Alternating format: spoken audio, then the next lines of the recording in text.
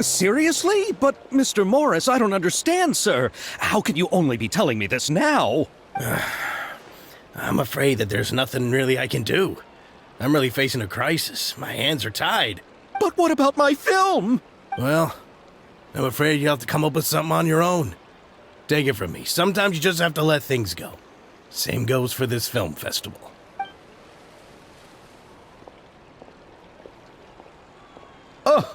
Oh. Hey, isn't that Xavier? So he's back in Fontaine now. Xavier! Oh, why, if it isn't the dear Traveler and Paimon. I really didn't expect to bump into you here at this time. Well, I was doing just fine until I received some terrible news just now. The investor I was working with for my upcoming film has fallen upon some hard times and is no longer able to provide the promised amount of funds. Can't you just find a different investor? Unfortunately, that's not how it works. We had signed an agreement specific to the Fontanalia Film Festival, stipulating that I cannot work with any other investors until the festival is finished. The Fontanalia Film Festival? What's that? Oh, is this your first time participating in Fontaine's Fontanalia Film Festival? Then allow me to fill you in. The Fontanalia Festival was established to commemorate the legendary Loch Knights, who went on a quest to search for the Oceanids, and eventually welcomed the Hydro Arconageria. The holiday is deeply connected to the founding of Fontaine, as well as its unique laws and trials. It's one of the most important festivals for this nation. But what's with that weird expression on your face? It's like you're trying really hard to remember something. I was just trying to recall the exact description from the books, in order to avoid any unnecessary arguments over semantics. I usually try to recite things straight from the source. Well, either way, Paimon thinks she gets it now. It's just like the Windbloom Festival in Mondstadt, and the Lantern Rite in Lille. Yes, those are festivals of a similar variety. Who doesn't like a good festival? And just like those of other nations, Fontaine will hold a plethora of events around this time each year. To commemorate the Loch Knights, people will imitate them by putting on special costumes, raising golden cups, and going door to door asking for pure water. But a few years ago, Lady Farina started to find the whole idea a little drab, and so decided to change the part about pure water to sweets. That really doesn't surprise Paimon at all. The whole thing seems more akin to a carnival now, and it's quite popular among the kids. Every year you can hear a bunch of them saying, "Trial or treat." Oh, that sounds pretty fun. But how does that connect back to the film festival you mentioned? Yes, it appears I've strayed off topic. I just got too excited after seeing you. Let me get back to the point. The Fontanalia Film Festival is an event proposed by the Fontaine Film Association this year. Now that film technology has matured as a medium, it's the perfect time to introduce more people to the art form. During this time, people may submit films to be evaluated, and the entry with the highest score will be given the Farina Award by the association. The what award? The Farina Award. You know, after the Hydro Archon. They coined it while Lady Farina was still in power, but even though things have changed, no one has made any motion to update the name. Perhaps everyone still thinks of it as a pretty appropriate name. Even though she isn't the Hydro Archon any longer, Lady Farina is still Fontaine's superstar. Anyone with eyes can see the way she shines on the stage. Huh. Alright. Guess the name does work pretty well when you put it that way. Oh, but who would have guessed there'd be an issue with the funding? How will I ever explain this to Miss Chiori? Not to say all the other actors who traveled all the way here from Inazuma. Chiori? Sounds familiar. Where have we heard that name before? Yes, that's her. I asked her to oversee the event's art direction, including the design of the actors' costumes and appearances. Oh, Paimon remembers now. Navia said that her clothes were designed by Chiori, and Kirara's outfit, too. How to describe her? Well, she tends to be pretty direct and can be very forceful when it comes to dealing with people. The fashion world in Fontaine has dubbed her the Thundering Seamstress. Her remarkable designs have led many Fontainians to become very interested in Inazuma. Anyway, Chiori is acquainted with all the actors I've invited from Inazuma. Without her help, I don't think I would have been able to get such an international cast for the film. She really is a kind soul. Who are the actors from Inazuma? Do we know them? Why don't the two of you accompany me to the Aquabus station to welcome them? Judging from the time, the Aquabus should be arriving shortly. Chiori will be waiting to meet me there as well.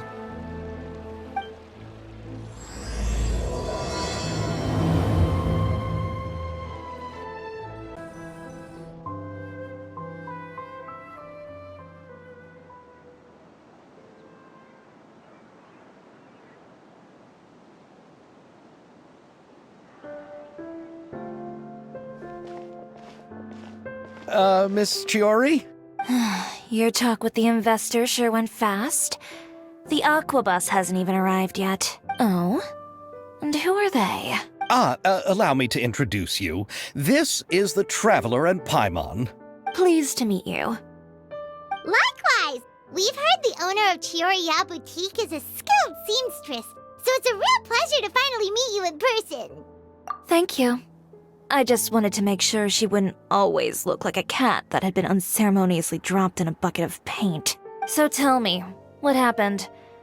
I can tell the conversation didn't go quite as expected. Well, it's like this.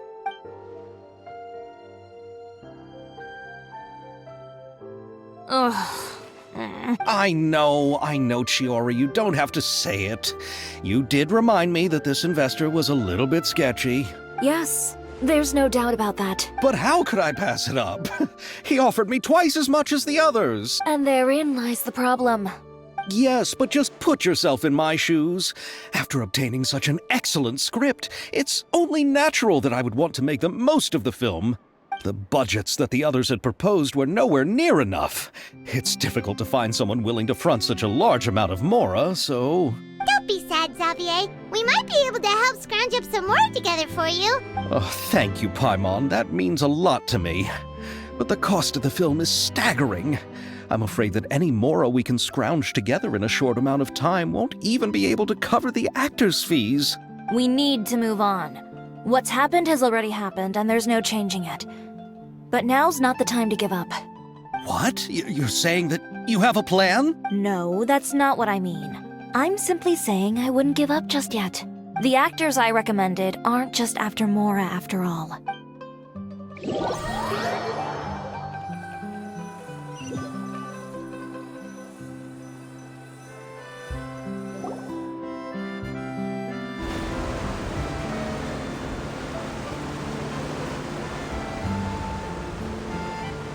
Really? Then where do you live? We Malazines live in Mercy Village.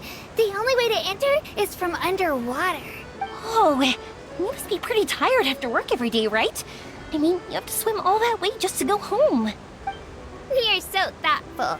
But some Malazines choose to live in the court of Fontaine because it's so much more convenient. This is our stop. Oh, we've arrived. But I haven't even finished chatting with Abel yet. I also enjoyed Abel's introductions to Fontaine along the way.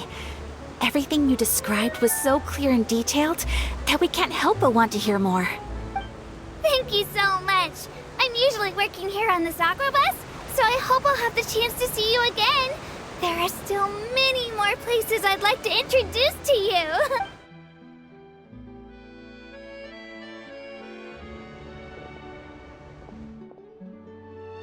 Welcome to the court of Fontaine. Chiori, you sure have changed a lot. This is the first time we've seen you since you left Inazuma. I haven't realized it's been so long. I was in such a rush when I left that I didn't even get to say goodbye. Thank you for extending the invitation, Mr. Xavier. I'm looking forward to a fruitful trip here in Fontaine. It's an honor to have the head of the Kamisato clan visit us. So they're who you meant when you said you had actors coming from Inazuma? Oh? It's the Traveler and Paimon. Wow, what a coincidence! Ayaka and I were just talking about you on the way here. Are you also here for the film? We just ran into Xavier earlier and came over with him. But I'm not an actress. Sir Kamisato and Lady Ayaka are the real actors here. I'm just tagging along with Ayaka to have a good time together. About that, I mean, how was I supposed to contact you when I was making preparations for the film? I figured you were probably busy, and I didn't want to disturb you. So I could only keep you in the back of my mind while I sought other actors to play the lead roles in the film. I had been thinking about a surprise reunion with you during our trip here, but you still managed to surprise me first. Oh, so you all know each other already! My, what a coincidence! What are the chances everyone could be brought together here like this? Why don't we go to Hotel de Boer and catch up over a meal? I've already made a reservation. Huh? Did you reserve 2 spots for us too? Yes, of course, of course. I'll be sure to tell the boss to serve a few more delicious dishes just to make sure there'll be enough food. Very well. Then please, kindly lead the way, Mr. Xavier.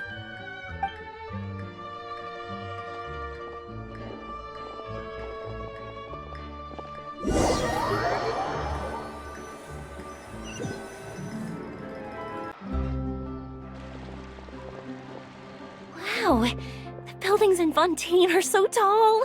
Just look at how big they are. And there's the fountain that Aval mentioned earlier. It really is a magnificent sight. And look at that huge spinning sphere. Where does it get its power? Wait a sec! Could it be one of those clockwork mecha we've heard so much about?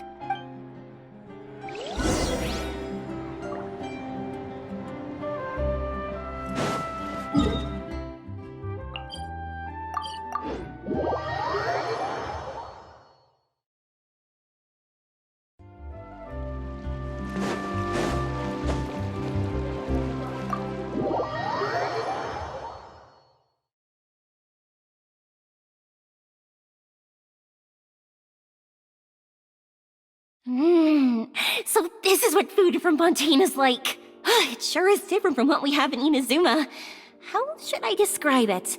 It seems like you have to go through a lot more steps to make them. And the flavor has many layers too. Ah, yes. When I first went to Inazuma, I actually thought the food there tasted a little too bland. It took some time for me to get used to it. Let's get back to the purpose of this trip for a moment, shall we? How have preparations for the film been coming along, Mr. Xavier?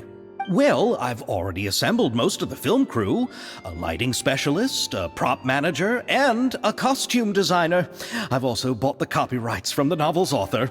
Oh, it's called The Two Musketeers, right? I read the script you sent me on the way here. The story is pretty good. Originally, I was planning to start filming as soon as Sir Kamisato and Lady Ayaka arrived in Fontaine, but I'm afraid I've run into a bit of a problem. Oh? What is it? It has to do with the film's investor, Mr. Morris. He suddenly informed me this morning that he's encountered some financial trouble and will be unable to release to me the amount of funding agreed upon. It's said that Fontaine's legal system is well developed. If he has violated the contract, then can't you simply take him to court over the matter? Well, I'm still more concerned about filming. Even if I were to take him to court, I'm afraid it would take months before the case could even be heard. Then, is there a way we could raise funds ourselves to solve the problem? I've considered that option too, but unfortunately, it's difficult to gather such a large amount of mora on such short notice. Besides, we have to consider the film festival's submission deadline. Mr. Xavier, if Ayaka and I were willing to perform for free, would that resolve the problem you are currently facing? What? No, out of the question.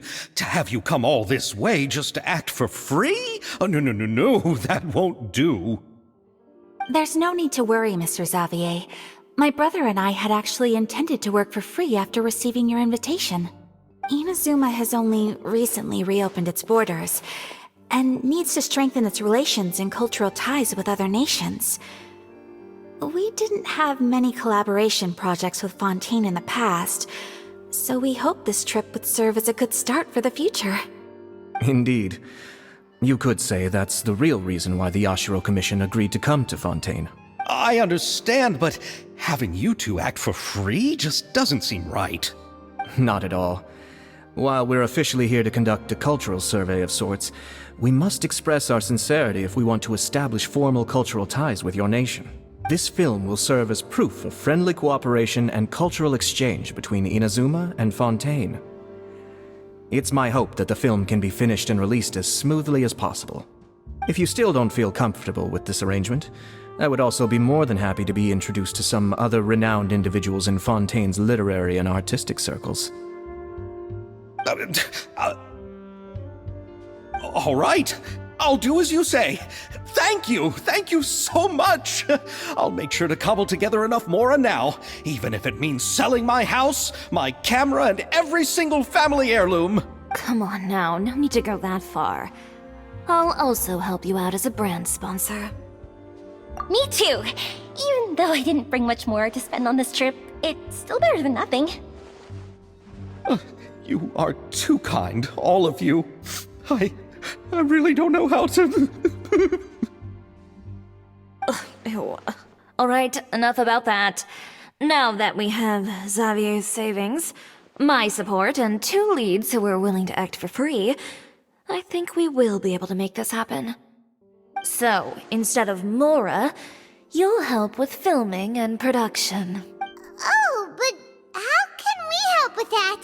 We don't know much about making a film. Alright, pull yourself together, Xavier. Tell us if there are still any open positions left among the crew. All right. Let me think.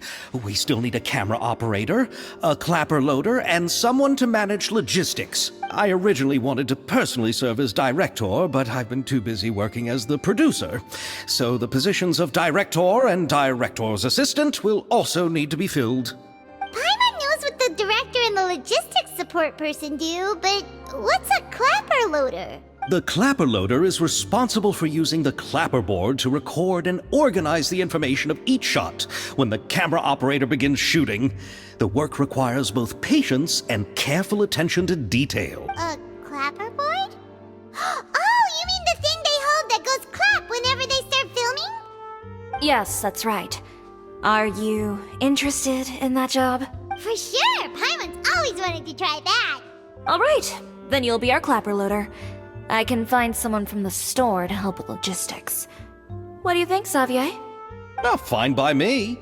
As for our camera operator, I was thinking of letting the Traveler take the role. Oh, he's great when it comes to using a camera. Paimon can't even count how many things we've taken photos of during our journey. Yes, that's also what I was thinking. I noticed the Traveler had an eye for photography and composition when we worked together previously. I'm sure that's due to the traveler's journey across Teyvat and all the places they've seen. After so many adventures, using a camera must be What do you say, Traveler? Are you interested in the job? Thank you. It really means a lot to me. Come on, friend. Let me give you a big warm hug. So all that's left for us to find is a director and an assistant. Oh, me! I want to be the director's assistant. All we need to do is help the director, right? I can handle that. All right, then all we need is a director. Oh, all the well-known directors in Fontaine are probably also busy working on their own films these days. I'm not sure who... Oh, Farina helped out a theater troupe recently by serving as an artistic consultant. She could be a good director, right? Besides, it's not like she has anything else to do right now. Do you really think Lady Farina would be willing to help us with our humble project? Isn't that the name of Fontaine's Hydro Archon? My brother has already informed me about what happened here in Fontaine. Yep, that's her.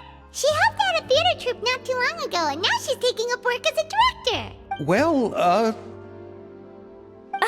I saw that musical. Her performance was perfect, and the storyboards were also excellent.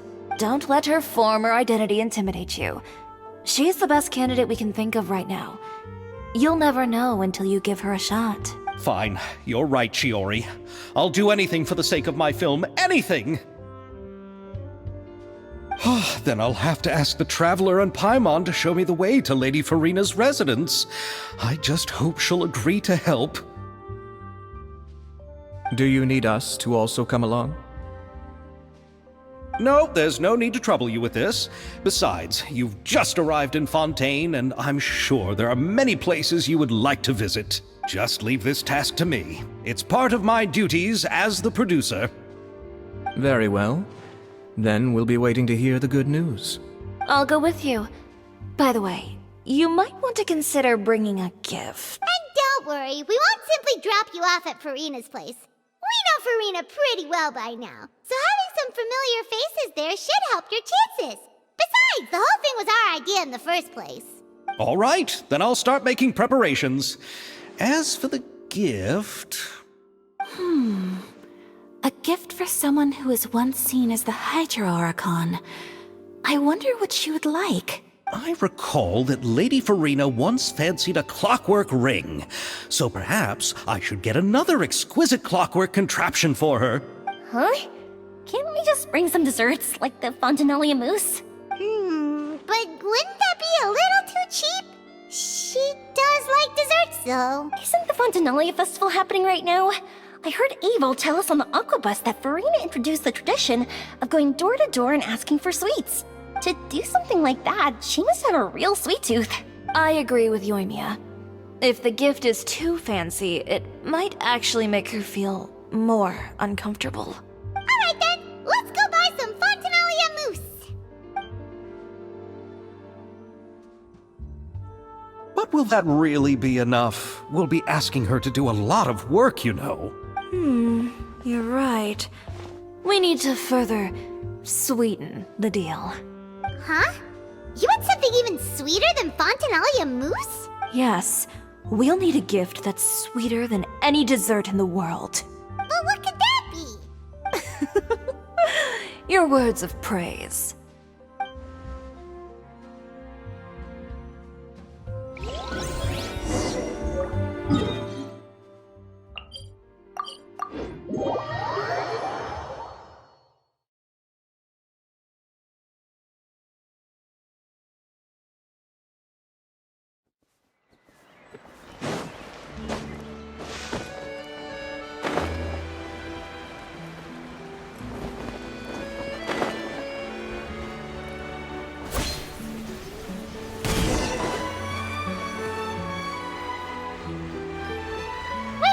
This is where Farina lives.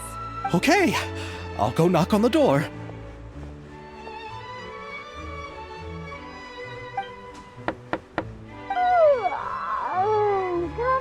Coming. Ugh, seriously, who's knocking before afternoon tea? Who are you? Lady Farina, please allow me to introduce myself. I am Xavier, a film director. Hello. Oh, is that the Traveler and Paimon I see behind you? And who's this? I'm Chiori. Ah, the one from Chioria Boutique. Hello. So, what are you all doing here? Do you need something? Did you just get up, Farina? It's already past noon, you know. Huh? Oh, Paimon means the weather is so nice in the afternoon and the sun is so warm. Just like how you make us feel. Sleeping in late is a really smart idea. No. I was just up late last night reading some novels. What does sleeping in have to do with the weather? This is a small gift we've prepared for you, Lady Farina. We hope you like it. No need to be so formal. I'm just a regular person like everyone else now. Oh, is this Fontinalia mousse? It's one of my favorites. That's great! So, actually, there's something we need your help with. Given your renowned passion and understanding of drama, I would like to ask that you serve as the director of our film crew. Oh, but didn't you just say that you're a director? Yes, but for this particular project, I'm mainly working as a producer. Besides, I'm sure that your understanding of the performing arts far surpasses my own, Lady Farina. Are the Traveler and Paimon also part of the film crew? Yep, we sure are. Paimon's the clapper loader and he's the camera operator. Camera operator? That can be a pretty technical job, and it directly affects the final quality of the film. Are you really up to it? No, I'm not questioning your abilities. It's just that I've never really seen you use a camera before. Maybe you can come up with a test for the Traveler and see for yourself. If he can satisfy you with his camera skills, then you'd have nothing to worry about and can join the team. What do you say? You sure are getting better at rolling with the situation, Paimon. I do wish to see how skilled the Traveler really is with a camera. All right, how about this? We'll work with what we have. I'll give you some scenarios and see if your work is up to my standards. Very good. It's essential for the camera operator to understand the director's vision. I'll make my decision after seeing your work. Are you ready? I have high standards, you know. Okay, grab the camera and I'll give you a scenario.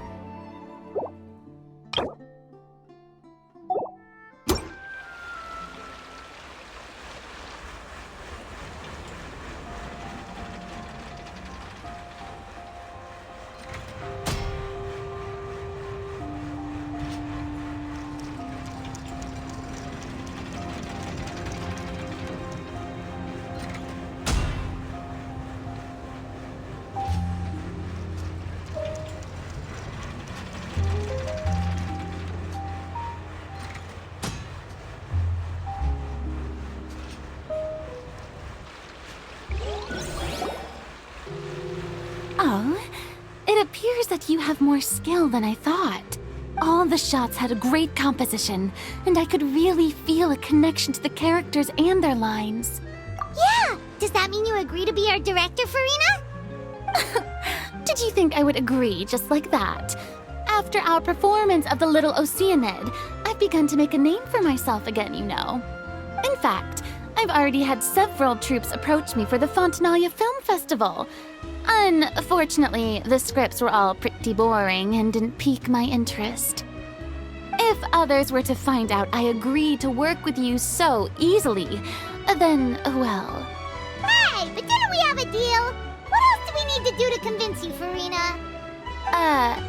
Well, what about the pay? Huh? You know, how much you're willing to pay me to be the director? The pay is also an important factor for me to consider, you know. Well, I can offer you this much? What? That's all?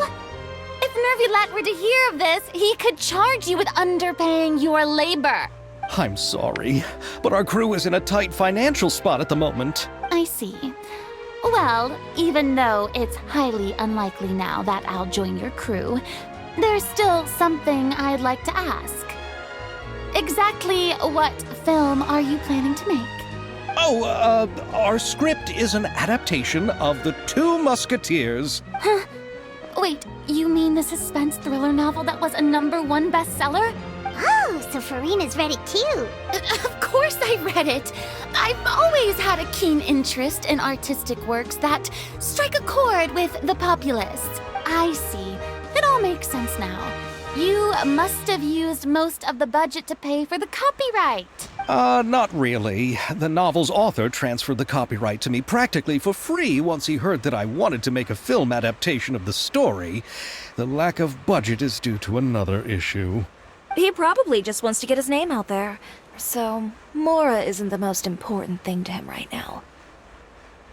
It reminds me of a delivery courier who wears one of my designs while traveling all across Teyvat. I didn't charge her much for the outfit either. The exposure she provides for my brand is well worth it. So, are you a big fan of this story, Farina? Well, it's alright. The pacing of the story is good, but the character relationships could use some work. When I was reading it before, I always felt like some things were left on a rather unsatisfactory note. I have high standards, you know. Ahem, Mr. Xavier. If, hypothetically speaking, I agree to be the director, how much freedom would I have in terms of script revisions and creative interpretation? Oh, as much freedom as you would need. I wouldn't dare doubt the tastes of Fontaine's greatest star. Good. Then I'm free to alter the script as I see fit? Absolutely, no problem. All right. It seems that your crew really can't go on without my care and direction. So, you agree? Yes, I agree. Although the pay is well below what someone of my caliber deserves. A great script calls for a great director. I mustn't let a perfectly good story be ruined due to lack of funds. If you have fine cheese and bread, you wouldn't just let it sit on the counter and get moldy just because you lack an oven, right? Oh, Hydro Archon above! I'm not dreaming, am I? Somebody pinch me. There's no more Hydro Archon, you know. And it's still a little early to celebrate. There's a lot that goes into shooting a film. Although the trickiest tasks of finalizing the script and casting the actors have already been taken care of, we'll still need to reserve filming locations. Not to say set up lighting and props. And by the way, since we'll be filming The Two Musketeers, we'll need to find an action choreographer. Ideally, a professional who has actual experience with muskets. Yes, I've thought about this as well. I was hoping that you might know someone who could handle the job. Me? If this was before, I could have simply asked Florand. But it's already been... Navia can also use firearms, but unfortunately, her style is quite different from that of the characters in the story. Could we ask the Special Security and Surveillance Patrol? Oh, you mean the Special Patrol's Musketeers? Yes, that's right. They work with muskets every day. I can't think of anyone more qualified than them. They would be under Nervilette's jurisdiction. Unfortunately, I, don't have any connection with them at all. So, in the end, we still have to start by talking to Nervilette. No need to go to all that trouble. I know their Captain Chevres. Oh, you do? Wait, Chiari, how do you know the captain of the Special Patrol's Musketeers? No particular reason. Running a business means dealing with some trouble from time to time, and she's helped me out on a few occasions. In return, I've helped her handle a few situations in which the Special Patrol couldn't get involved directly. So, we've gotten to know each other over time. So you're saying there's been times when the Special Patrol needed a fashion designer to handle a situation? Your work is becoming more and more mysterious. It'd be best to keep it that way. Anyway, enough about that. What do you all think about asking the captain to be our musket action choreographer? She sounds professional enough. She is a captain after all. I have no objections. But I imagine the Special Security and Surveillance Patrol must be busy with their duties. Do you think she'd really have time to help with shooting a film? And then there's the issue of pay. Well, it just so happens that she's also not the kind of person that's just after Mora. As for whether she has time, I'll have to go and ask her first. Then I'll leave that to you. Macaroni's on sale today, so I've got to go. You can just tell me how things went when we discuss tomorrow's plan later. No problem. Having Farina join feels like a big boost to our team. Of course. Just wait until the day of our premiere. You'll witness the true power of my name in these lands. You'll be so glad I agreed to help. I can guarantee that even the standing tickets will be sold out. I'll be sure to ask some people I know to see if they'd be willing to act as extras. Seems like you're finally getting more comfortable with your own reputation now. I didn't ask for the Clapper Loader's commentary, Paimon. Then let's get going. I happen to know where Chevreuse is today. By the way, I'm curious. If my pay is so low, then what about our two lead actors? Didn't they travel here all the way from Inazuma? Actually, they told us that they see the trip as part of a cultural exchange, so they didn't ask for any pay. What? So is every person into that who doesn't want money gathered here to shoot this film? Don't tell me Chiori isn't being paid either. I already knew Xavier from before, and he's also agreed to give my brand some good exposure. It seems the gods have really smiled upon you, Xavier. And that certainly doesn't include me, mind you.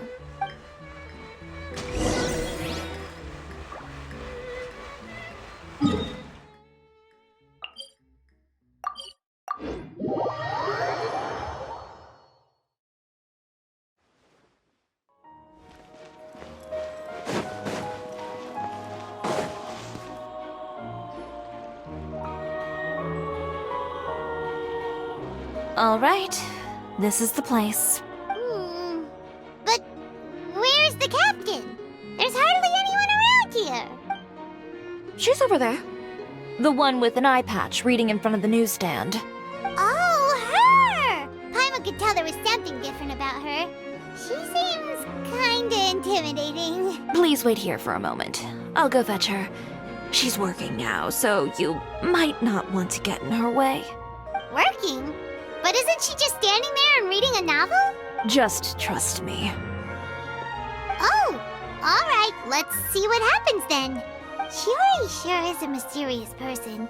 She claims just to be a fashion designer, but she knows all these powerful people. The court of Fontaine isn't particularly tolerant of visitors from overseas, so it isn't easy for a foreigner to promote their brand here. Even more so in the competitive world of fashion.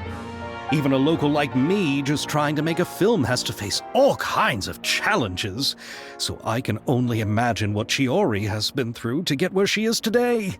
I'm sure that having more connections has definitely worked in her favor. Reading on the job? Detective novel. One main character? No. Multiple. Branching storylines. I see. How's the plot coming along? One of the main characters is about to make a choice that will affect the rest of his life. I'd wager he's going to make the wrong choice. Any way to speed things up? There's something I need your help with. You know that doesn't depend on me.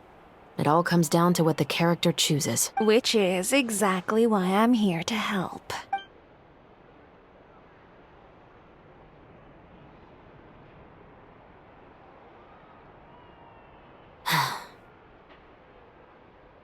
All right. It appears he made the wrong choice in the end. Halt! Huh? What's going on? Hand over whatever you're holding. Oh, it's just a book. I didn't buy anything else. Then I'm sure you wouldn't mind letting me have a look. Excuse me, officer. I don't mind you standing around here, not purchasing anything, but I'd prefer if you didn't disturb my customers. It's bad for business, you know. Don't give me that act. You won't be able to get off so easily either. I am Chevreuse, captain of Fontaine's Special Security and Surveillance Patrol. I will say this one last time. Hand over whatever you're holding at once. And before you do anything unwise, let me remind you that I'll have you on the ground before you can even think about making a run for it. All right. I'll give it to you. But please let me say something first. If there's any contraband in that book, then the shopkeeper here is the one who slipped it in. I don't have anything to do with this. Why, you trying to leave me on the hook, huh? You were the one who said you wanted it. Save it for the interrogation room.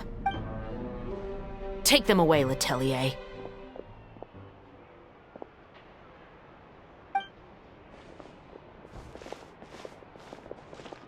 What's going on here?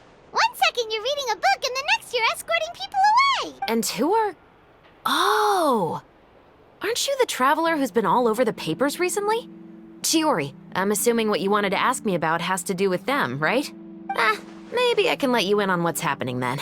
Now that Vacher has been brought to justice, no new shipments of synth will be made and distributed to sellers. The Fontaine guards have been busy collecting the remaining synths still circulating on the market. Thanks to a tip from our reliable source here, this should be the very last batch. Oh, so you were pretending to read a book in order to catch the bad guys! Oh, Paimon almost forgot to introduce ourselves. Paimon is Paimon, and this is the Traveler and Xavier! Hey, I'm Chevraz. You probably already heard me introduce myself, so I won't bother repeating it. Yeah, why didn't you make a move as soon as you had the chance? Were you worried that my intel wasn't accurate? No, I wanted to see if the shopkeeper would turn himself in first. All he had to do was come up to me and say that he didn't know where the synth had come from. If he did that, then I wouldn't have had to press charges on him. He had the whole day to turn the synth over to Chevraz. But instead, the moment I came up and blocked Chevraz's line of sight, he took the opportunity to sell it off. Yep, he made the wrong choice, even though the right choice was right there in front of him. But you knew they wouldn't make the right choice. Yeah, I knew. I was just hoping I'd be wrong for once. Enough about that, though. What did you want to ask me about? Oh, you see, it's like this.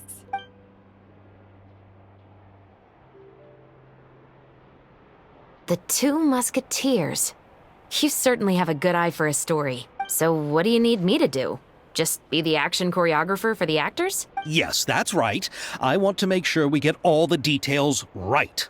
I want the actor's posture and understanding of firearms to be as realistic as possible. However, I'm afraid this work will require a bit of your time, since you'll have to be present whenever we're filming. Also, as for the pay... No need to say any more. I'll join. Huh? Just like that? Really? You're willing to help us with our humble film project? Sure, it's no big deal. As I said, we've wrapped up our investigation here, so I don't have any other tasks on my plate for the moment. Besides, I personally really like this novel. I even have the collector's edition at home. Stories where justice prevails over evil never get old for me. Then we've got a deal? Yes, I'll see you on set tomorrow. Oh my! I can hardly believe it! I should tell Lady Farina immediately. Oh, and I must tell the prop manager and lighting technician to get everything ready. We start filming tomorrow! Calm down, Xavier.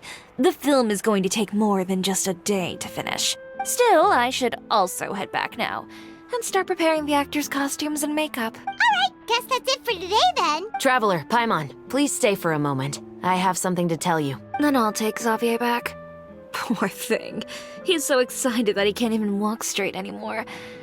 I don't want to spend our first day fishing our producer out of the fountain. Yep, see you tomorrow.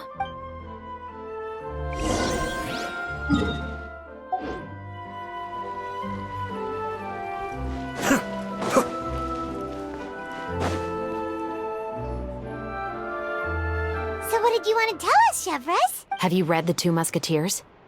The story is about a pair of children born into the household of a baron, and their struggle to survive together and take revenge for their mother. They were raised at the baron's estate, where their mother worked as a maid. The two were illegitimate children that the baron had with the maid, so they were never treated well by anyone. One day, upon returning home, they found their mother had been murdered and left dead on the floor. It was quite evident that the culprits were the other members of the baron's household, who never had any kind words to say to them. However, the baron was able to exert his influence and keep the whole thing under wraps. The mother's death was eventually deemed as a suicide, and there was no chance of bringing her murderers to justice. The two siblings decided to flee and someday avenge their mother. Many years later, members of the Baron's family suddenly started turning up dead one after the other, all killed by gunshot. A rainbow rose was found on each of the victims' bodies, being the flower that the kid's mother liked best. The Baron believed that the mother's soul had come to take vengeance on him, so he lived in fear each day. But it was actually those two siblings who had fled all those years ago.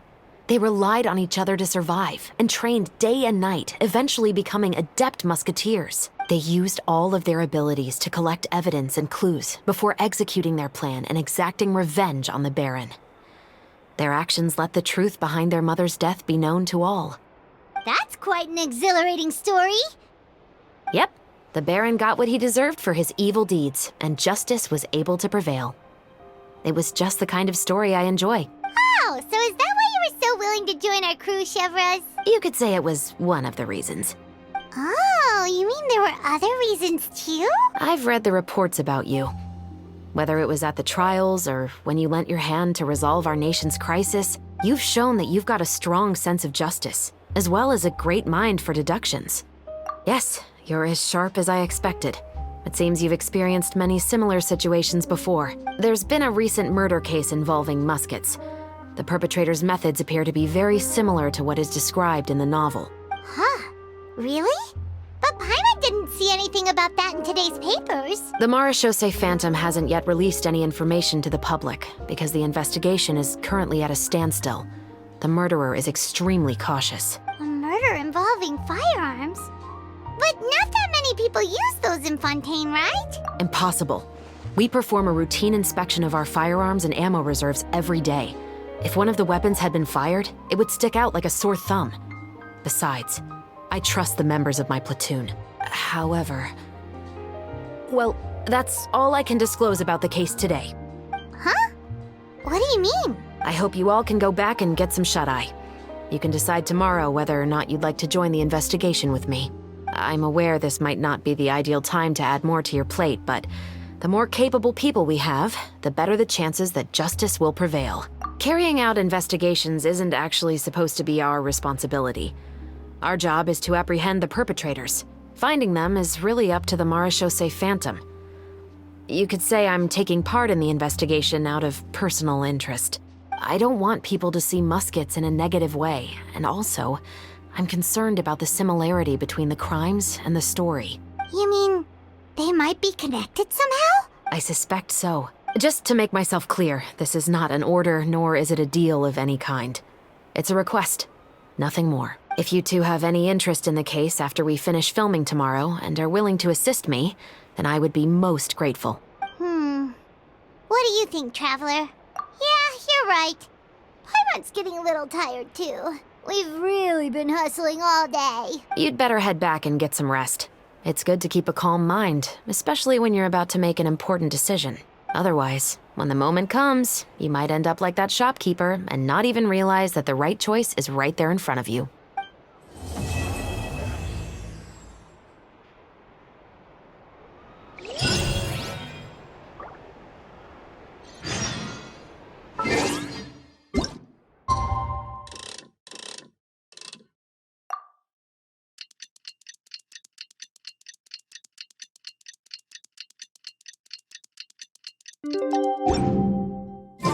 It's finally time to meet up with everyone.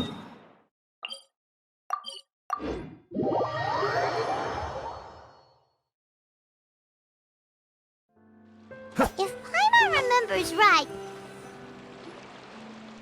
Ayaka! Yoimiya! You're already here! Good morning. Xavier said yesterday afternoon went well. Yeah, and how about you, Ayaka? What were you up to yesterday? After we split up, Ayato went to see Udex Nervillette at the Palais Mermonia. I was originally thinking of going with him, but he said he could manage it himself.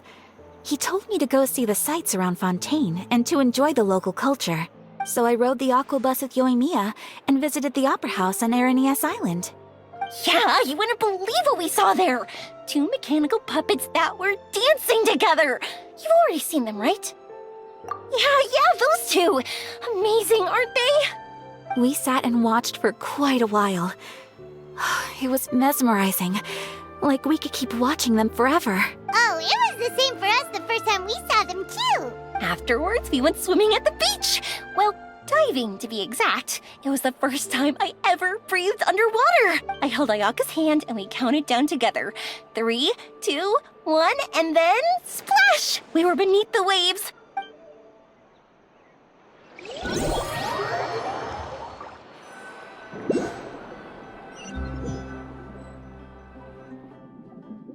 At first, I didn't dare to open my mouth.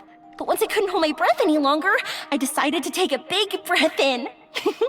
Turns out the water wasn't as salty as I imagined. It didn't really taste like anything at all. Before I knew it, I was breathing like normal down there. It was an amazing feeling. Ayaka said I was too nervous and needed to loosen my grip. She got used to everything way faster than I did. I knew that the Traveler could do it, so I had no doubt we could do it too. That helped me feel at ease as soon as we dove in. The underwater world in Fontaine truly is beautiful. I love seeing the Romaritime flowers blossoming underwater, like little candles lighting up the streets at night. Yeah, and there were so many creatures that we've never seen in Inazuma. Like those fish that shimmer like a sword blade. Whoosh! Oh, and those big fish that call when they see people. Oh, you mean Hunter's Rays and Blubber Beasts. I just love the name Blubber Beast. Just wait till Pops and the others hear about this. They probably won't believe a word I say.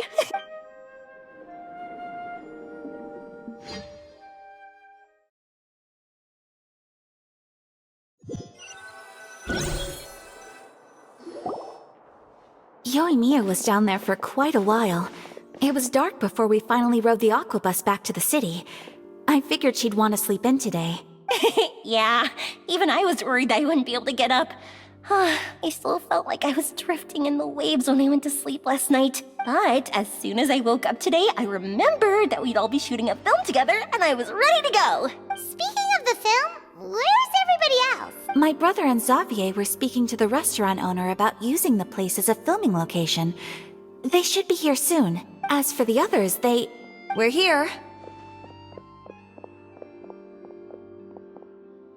Please excuse my tardiness. I just finished the Special Patrol's 6-mile morning jog. Wait, 6 miles? I'm so tired.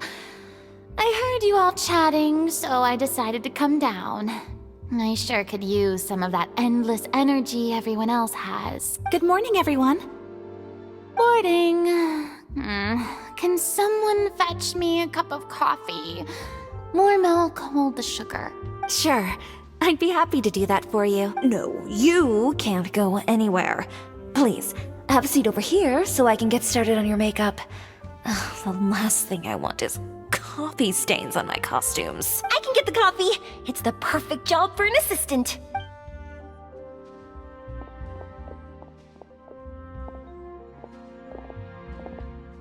So much energy. Seriously, what's her secret? Oh, Yoimiya's always like that. But you sure look exhausted, Farina. It's because you're not used to waking up so early, huh? Of course not. I spent the whole night reading the novel from cover to cover, marking sections that either need to be omitted or adapted. Wow. Paimon didn't expect you to be so thorough. Well, I was the biggest star in all of Fontaine after all. It takes more than just a pretty face to earn a reputation like that. I know how to get serious when the situation calls for it. I went all out when I was acting as an Archon, so why wouldn't I do the same for my own life? Here's your coffee, Director Farina.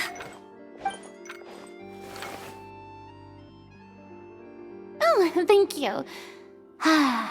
The sound of being called director and the aroma of coffee feels almost as refreshing as hearing the birds chirping in the morning.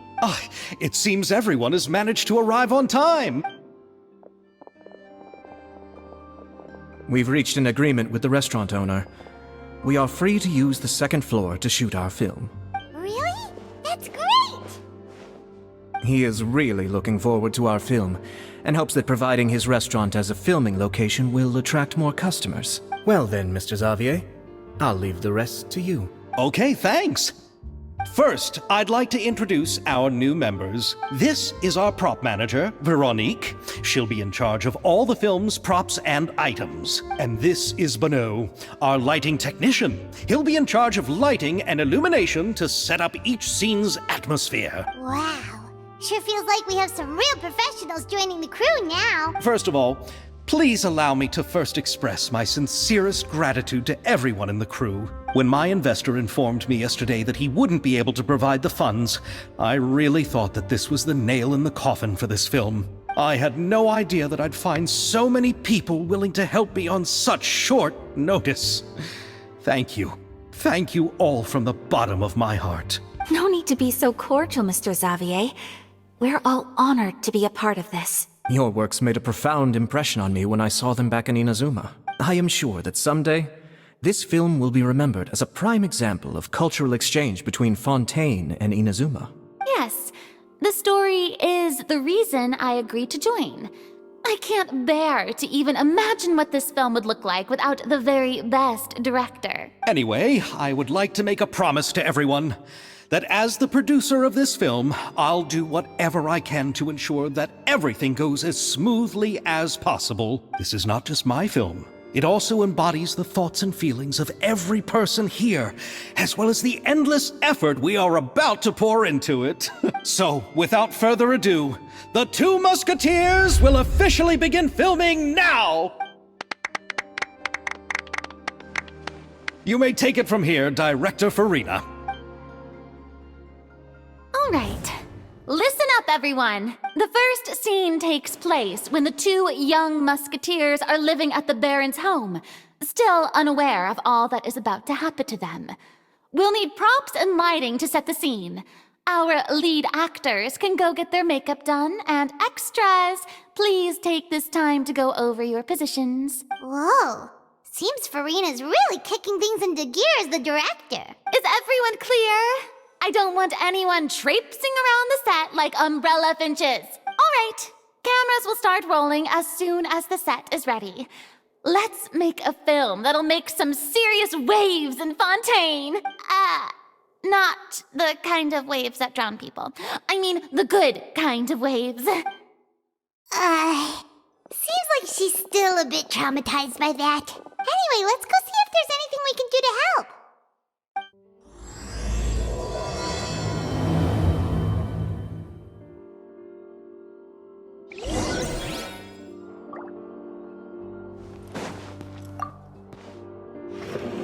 How about here?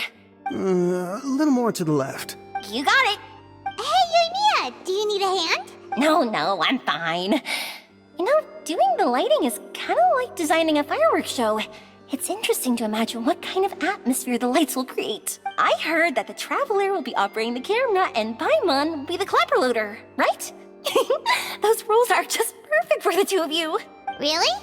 Is that because it'll be easy for Paimon to hold the clapperboard while flying? Well, sure, there's that, but that's not exactly what I meant. I just think that after all your journeys together, you two must have developed a super close bond and just naturally know how to work with each other. If I'm not mistaken, the director will want the cameras rolling as soon as the clapperboard goes clack. Oh, I see. It's amazing to see the magic behind filmmaking. Yoimiya, we need lights over there, too. Oh, on it! I've got to get back to work. Chat with you later. Oh, it's exciting to see so many people working together to bring the film to life. Seems like Yoimiya's really getting into it. But she was right. We do have a super close bond, don't we? Paimon's really happy to hear that.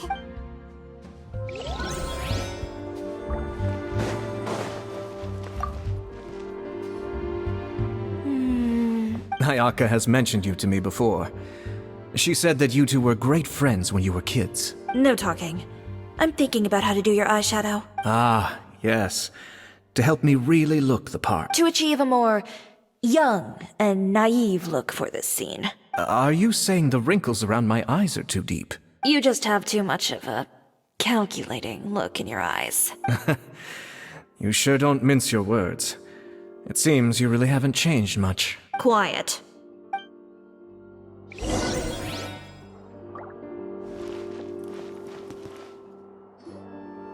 So, this is a real musket? No, it's just a prop weapon.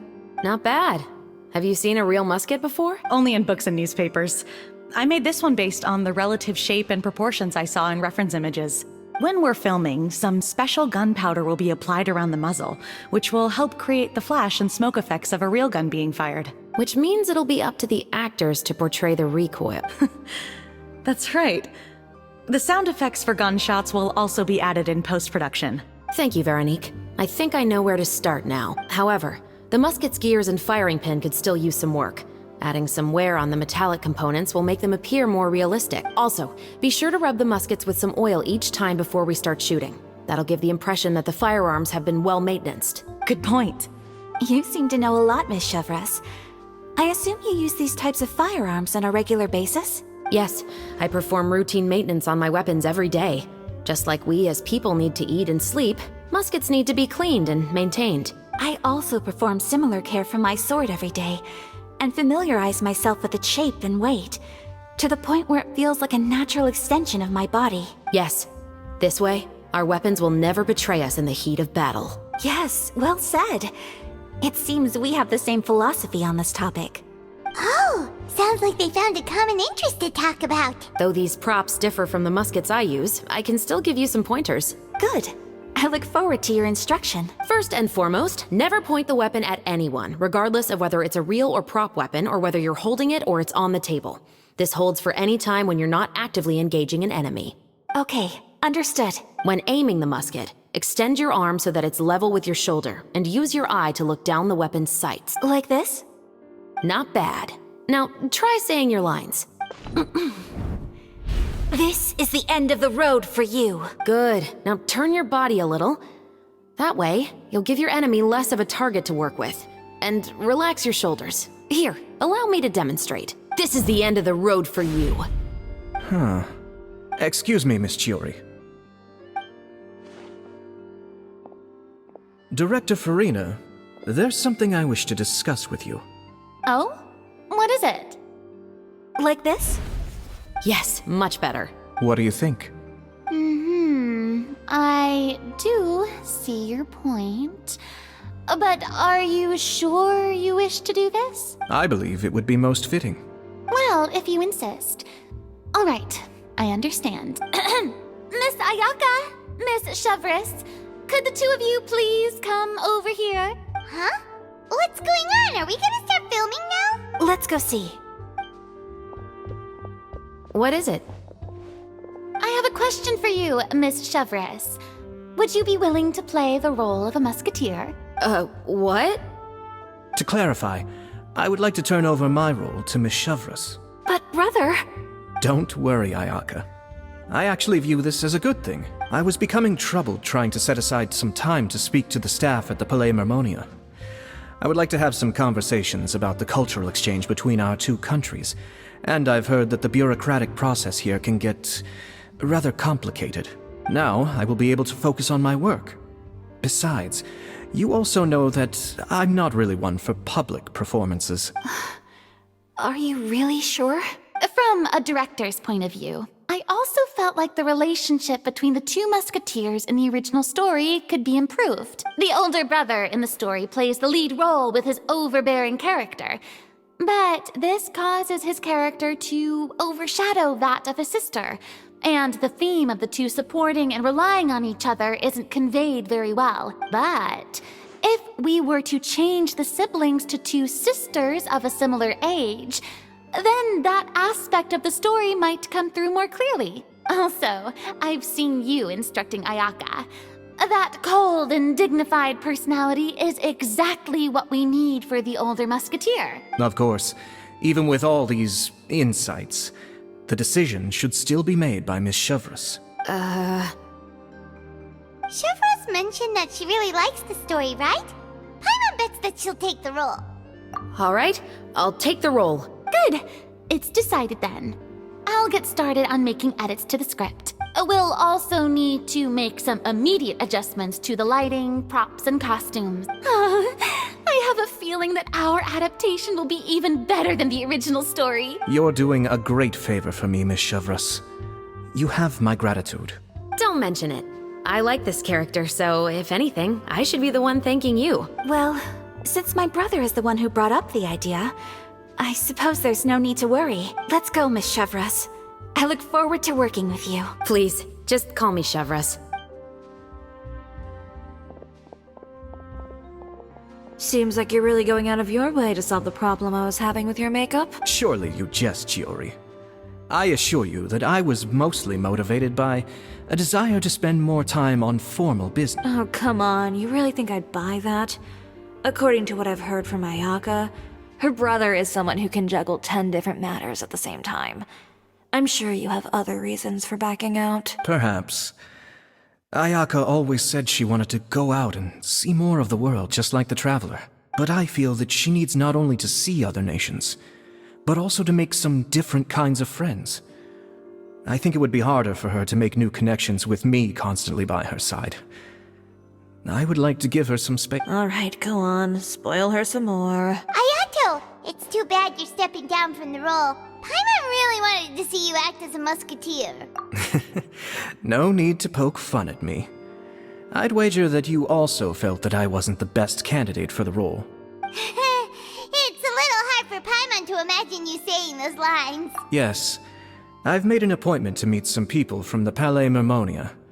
Now, I will have some more time to prepare. Traveler, get the camera ready. Paimon, get the clapperboard. Actors, to your positions.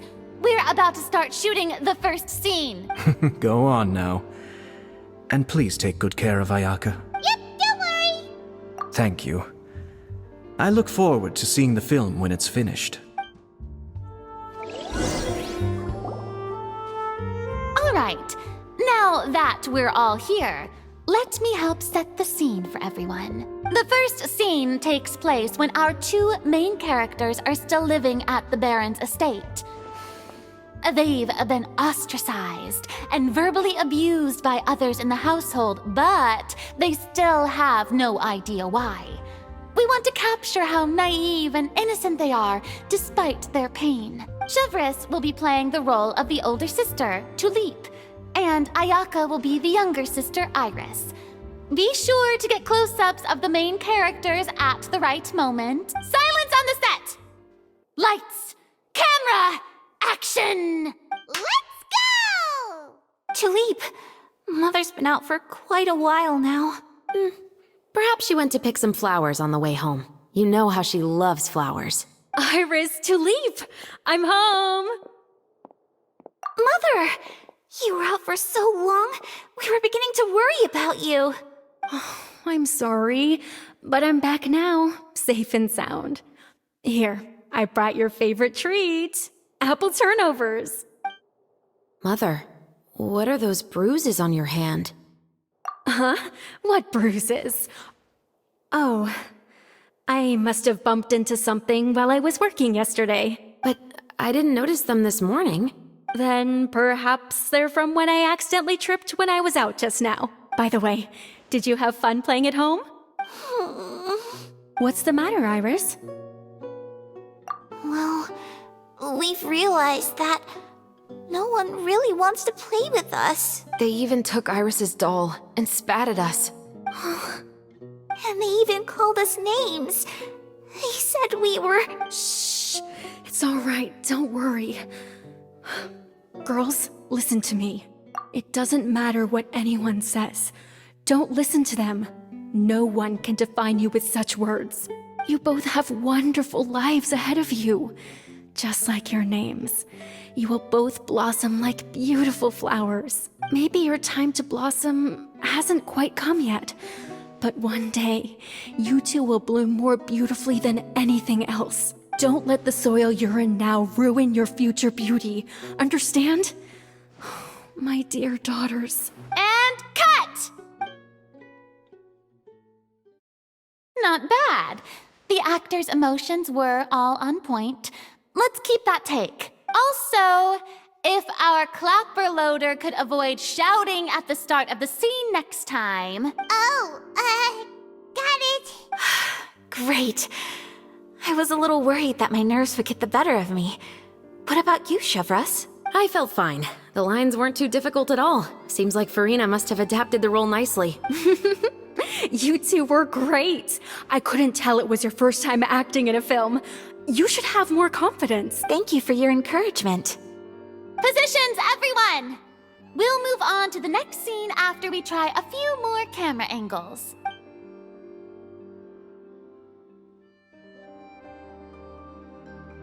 This scene is when our two characters return home, only to discover their mother has been murdered. Ready? Lights! Camera! Action! Mother, we're back. Mother?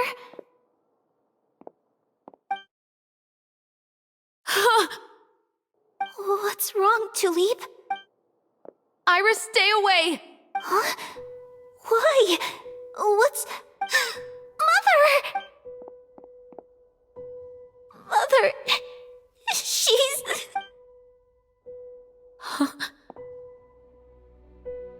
There's poison in this cup. Huh? I could have sworn I've seen this kind of cup before. Those aristocrats. They didn't even try to cover up their actions.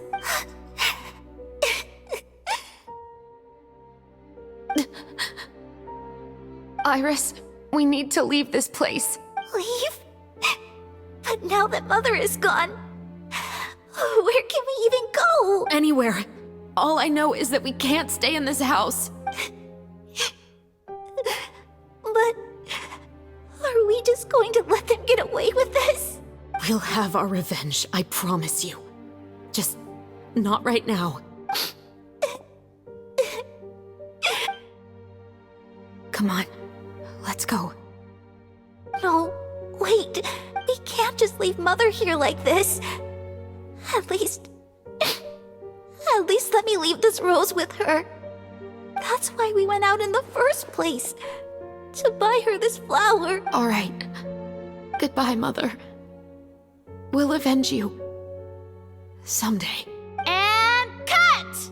Beautiful! Great performance! Oh my, you're so amazing, Ayaka! And were those real tears I saw? How did you do it? I was surprised too. Thank you for the kind compliments. Actually, as soon as Director Farina said action, I told myself not to think about anything. I just felt the weight of the moment and became the character. It's quite similar to practicing the art of the sword. You clear your mind and focus only on what's happening in front of you. Ayaka's performance was amazing. Have I discovered an acting prodigy? Pipe down, everyone! We need to move on to the next scene!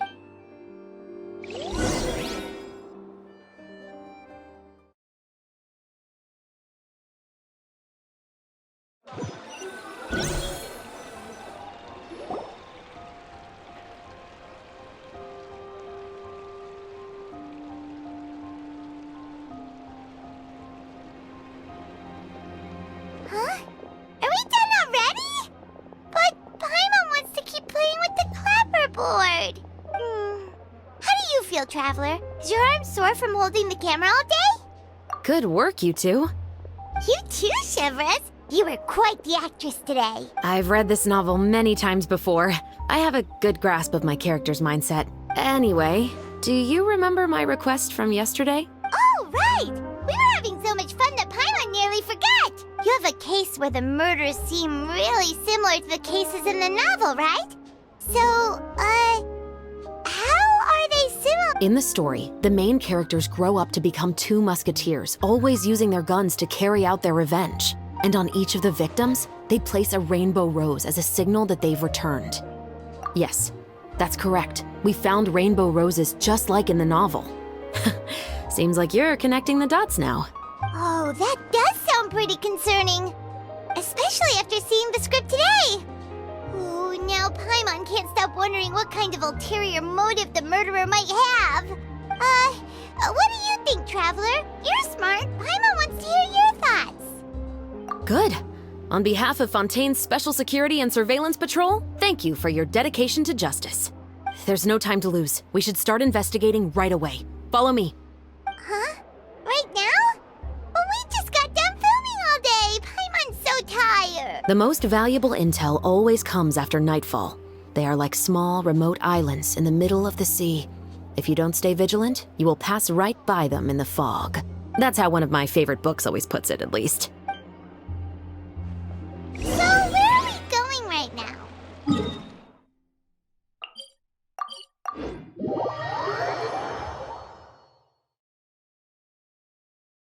Let's start by checking out some workshops that sell mechanical components.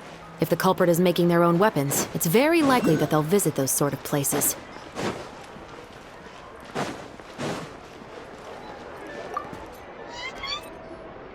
Welcome to LeChaux's Clockwork Workshop. How can I help you? Hello. I'd like to know if anyone has purchased some special components lately. Special components? Sorry, could you be more specific? I mean the kind of components that aren't typically used for clockwork toys, but for firearms. Huh? For firearms? No, we don't sell those sort of things here. Don't misunderstand. I'm not here to cause any trouble. We are merely investigating a case, and we're hoping that you could cooperate. Well, to be completely honest, I'm not even sure what kind of components that would entail. Has anyone ever purchased components here as an individual rather than on behalf of an organization?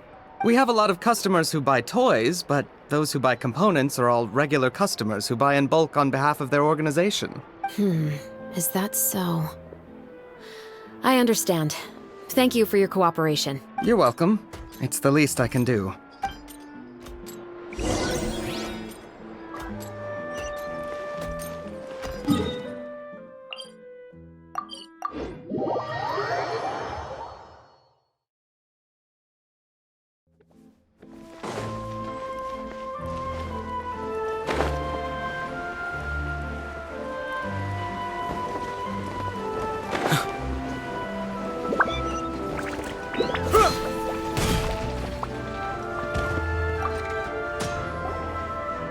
Oh, hey, Chevres. Run out of oil for your musket again? Hello, Estelle. I want to know if anyone has come to your shop recently to order some firearm components. Oh, is this another case? Let me think. I don't think so. Some people have requested that I make some prop guns for the Fontanalia Film Festival, but I refused all of those requests. Oh? Why's that? Because there's no profit! I only make things here that can do some real heavy lifting. I don't have the energy to make some new molds just for the festival.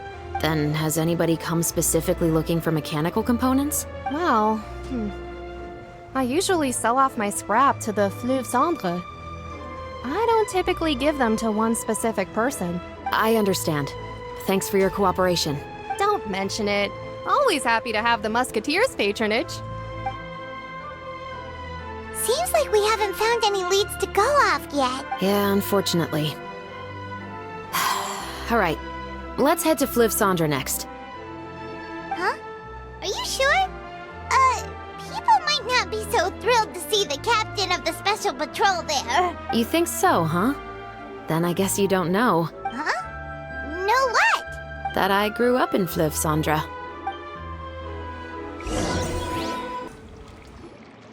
What's all this?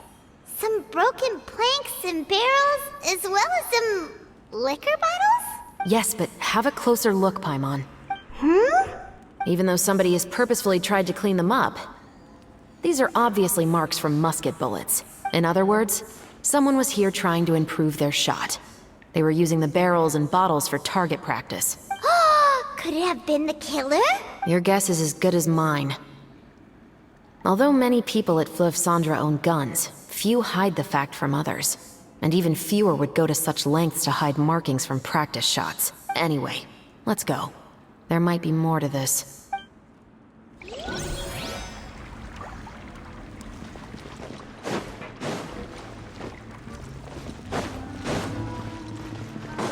Adventure time!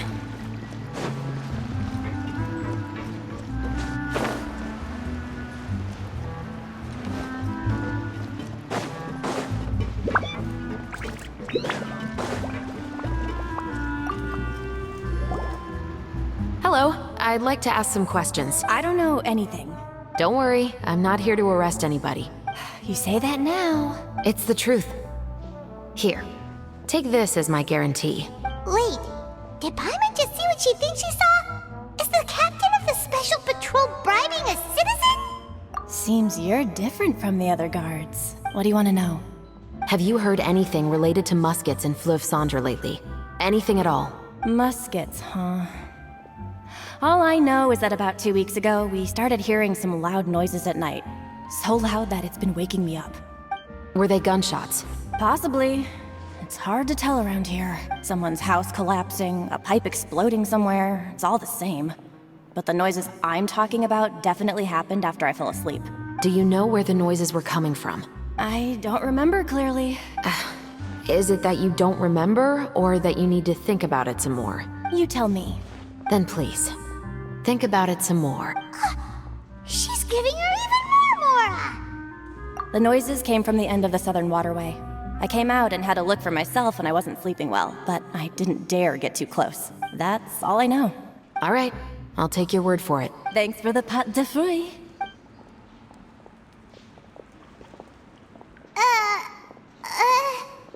No need to be surprised.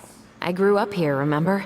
I know how to get people around here to talk. Seems you catch on pretty quick. Now then, let's keep going.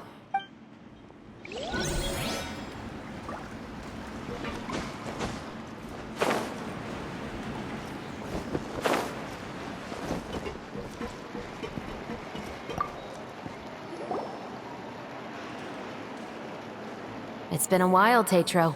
Please, just get on with your request. I want to know if you've heard anybody talking about muskets lately. Information isn't free, you know. I've heard that bandits have been extremely active in the countryside recently, and they've been affecting the delivery of goods to Poisson. I can allocate some more manpower to help out with that problem. What do you say? You're still as helpful as ever. One of our men got drunk at dinner about a month ago and lost his gun. 3 days later, it turned up in the corner here. What's weird about that? He just forgot where he put it, right? This is Fleuve Cendre, my friend. Anything of value left in the tavern won't ever make it to the next day. But that gun turned out to be an exception. It didn't get any new wear and tear on it, and didn't even appear to have been fired. We were quite mystified as to what could have happened. I suspect it came back because the weapon was already known to the guards. You mean, a criminal was afraid the Marechaussee Phantom would use the shot marks to track them down? Maybe. But if that's the case, the culprit really took great care to avoid getting caught. I didn't say anything about a criminal. In Fleuve Cendre, knowing who was killed is as easy as knowing what clothes you're wearing today. It's the guy living in the east side, isn't it? I've never liked him. Every time he's here, he just orders a drink and sits there with a nasty look in his eyes. So, who was the one who lost the gun in the first place? Don't bother. Even if you ask, he wouldn't admit to owning a gun to some strangers. Not to mention the captain of the Special Security and Surveillance Patrol. He's right. I know you grew up here, Chevres. Even though you're on good terms with the Spina, you've still been gone too long. Not many people know you here now, and a lot of people don't like the Special Patrol. I know. So take my advice and don't show your face too much around here. It's for your own safety. I'll come and go as I please. And I'm afraid I'll be appearing more often due to my work. All right.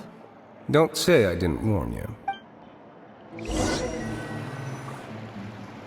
Seems like that's all we'll be able to uncover for today. Paimon feels like we managed to learn a lot more here than up on the surface. Yes. Assuming that everything we found is indeed connected to our suspect, then their timeline was probably something like this. A month ago, our suspect found a gun and took it home to disassemble it. Once he'd figured out its mechanics, he brought it back. In the following weeks, he used some parts to create his own makeshift musket, and took it to the Fleuve Cendre for target practice. Then, a few days ago, he found his target and carried out the murder. Once the deed was done, he left a rainbow rose on the body, just like the scene in the novel. That all makes sense to Paimon, but we're still no closer to figuring out the killer's identity. The deceased was a resident of Fleuve Cendre. It's said that he was a poor, solitary man.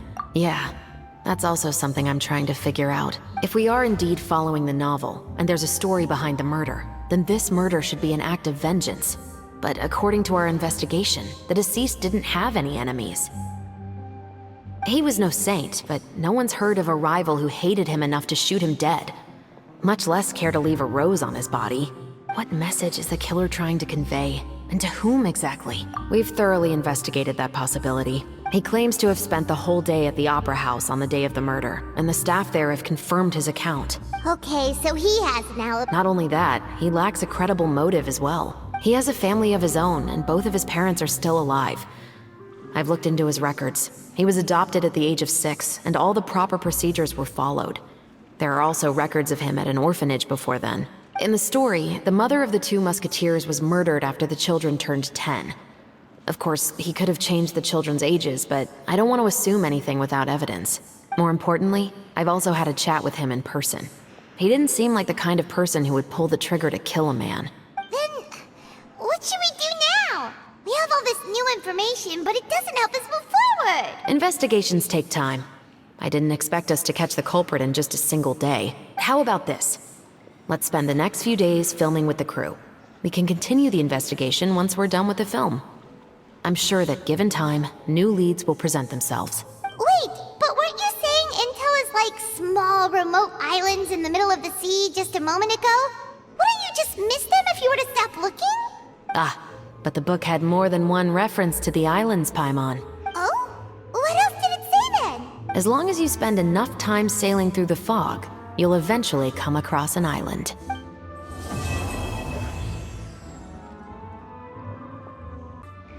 It's filming time again! Our schedule is jam-packed for the next couple of days, too. We've got so many different locations and sets to cover.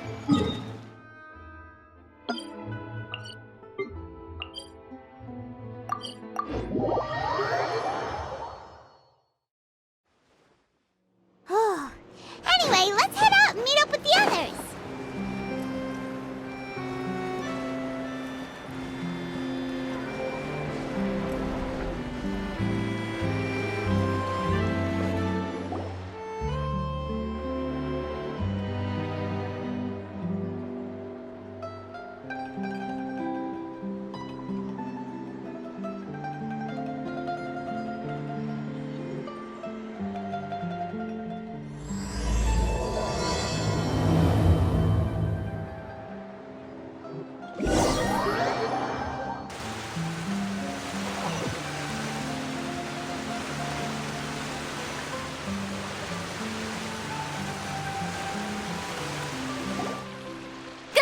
Everyone, we're looking to wrap with our 2 main ladies today.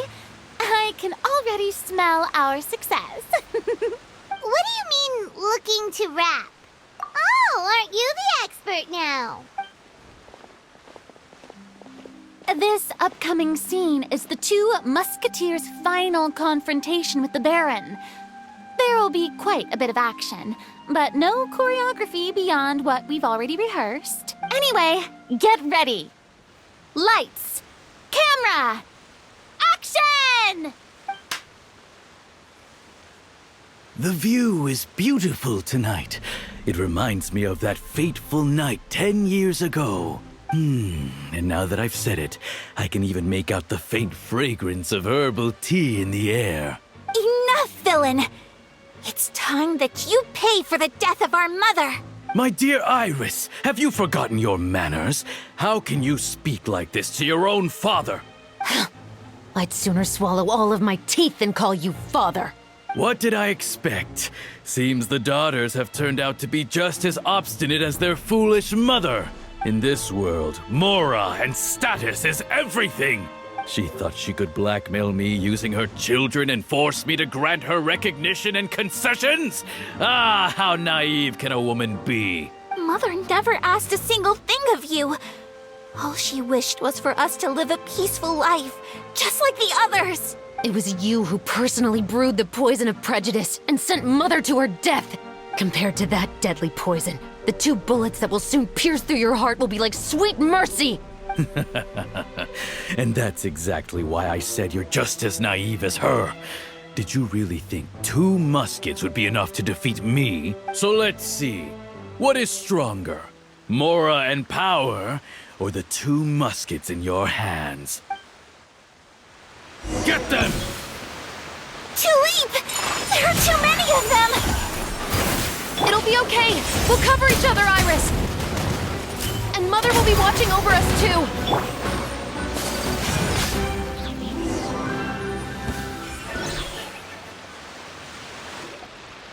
You've lost. To think I'd lose to my own 2 kids. We are no children of yours, and we'll never call that place our home. Then tell me, what did you do all this for? You lost your mother, and will soon kill your father as well. What will you gain in the end, other than sentences for your crimes?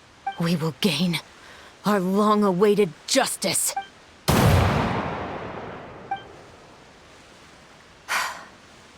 It's over. Finally, it's over.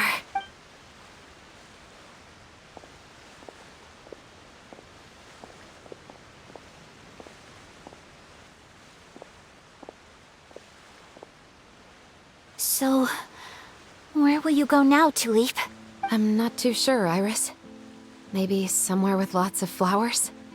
After all, Mother always did love going where the blossoms were. What about you? I want to go visit Mother's grave. Yeah, that's not a bad idea. Huh?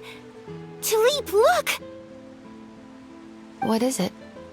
It's Mother's favorite. The rainbow rose. Look, it's blooming again. Excellent! That was beyond mesmerizing. Even I didn't expect this scene to go so well. And we got it in a single take. All right, everyone. We've got a wrap for Tulip and Iris. Congratulations, Ayaka and Chevres! Thank you. I didn't expect our parts to wrap so quickly. I wish I could savor the experience for just a bit longer. Paimon totally understands. Paimon's not ready to say goodbye to the clapperboard either. Filming has really been a lot of fun. You were great too, Chevres. The way you said, long-awaited justice. It gave Paimon chills. That is indeed my favorite line in the whole book. I still remember trying to act it out in my room the first few times I read it. Whoa, Paimon would have never guessed you're that type. Who doesn't like stories where the guilty are punished and justice prevails over evil?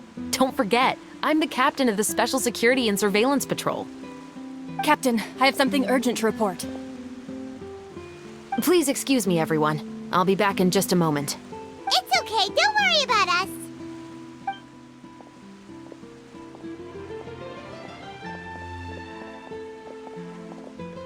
Oh? Was she whisked away by work already? I was just about to tell her how great she did. It seemed like some urgent official business. Then perhaps we should thank the stars that we were able to wrap both of your parts so quickly today. Switching around the filming schedule would have been a real pain. Anyway, I actually came over to let everyone know that we're all done for today. You can go home and get some rest. And one last thing, Miss Ayaka. Your acting skills today were immaculate as always. Are you sure you won't consider taking up full-time acting? See, Thank you for your kind words, Director Farina. Unfortunately, there are still many matters that I have to take care of back home at the Yashiro Commission. I cannot remain in Fontaine to pursue an acting career. Nevertheless, I will make sure to treasure this incredible opportunity in my heart. Oh, that's a shame. But I understand. Just let me know if you ever change your mind. I believe it's also about time for me to take my leave. But hopefully I'll see you on set over the next few days. Even though my part's wrapped, I'd still like to swing by and help out the crew. See you tomorrow, Traveler and Paimon. Yep, see you tomorrow!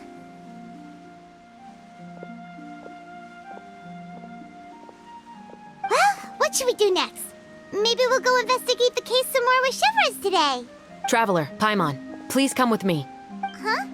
Where are we going? You could say that our ship has finally chanced upon one of those small, remote islands of intel.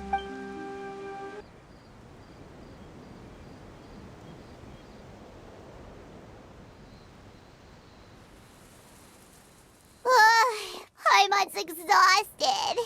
Paimon definitely didn't expect having to float this far after a full day of filming. Chevrolet, why did you take us here? Affirmative. It wasn't anything conclusive, but it should show us a clear way forward. Have you ever heard of someone by the name of Emily? Oh, you mean that famous perfumer? She's a good friend of mine. She's lent me her aid several times in the past to resolve some difficult cases. After I discovered the rainbow rose at the scene of the murder, I sent it to her. After all, she's probably the foremost expert on flowers and scents in all of Fontaine. And then? There was nothing remarkable about the flower or the trace amounts of soil left on it. But according to Emily, the rainbow rose left by the killer was derived from a very rare cultivar. Huh. Paimon didn't know that there were different varieties of rainbow rose. Paimon just thought they grew everywhere in the wild. Flowers that are deliberately cultivated will always show some different features from those that bloom in the wild. We already knew that the rose left at the scene belonged to a special cultivar, but with Emily's expertise, we were able to pinpoint the place where it was first picked from. Oh, Paimon gets it now. So whoever first planted that rainbow rose was probably the killer. Precisely.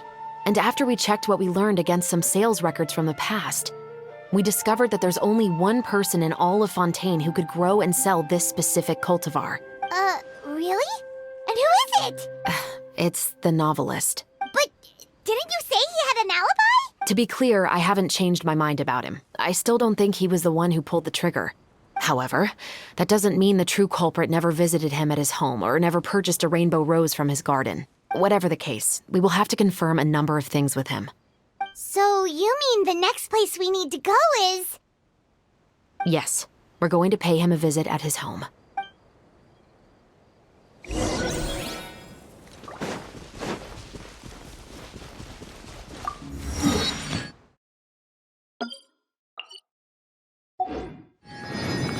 Off we go!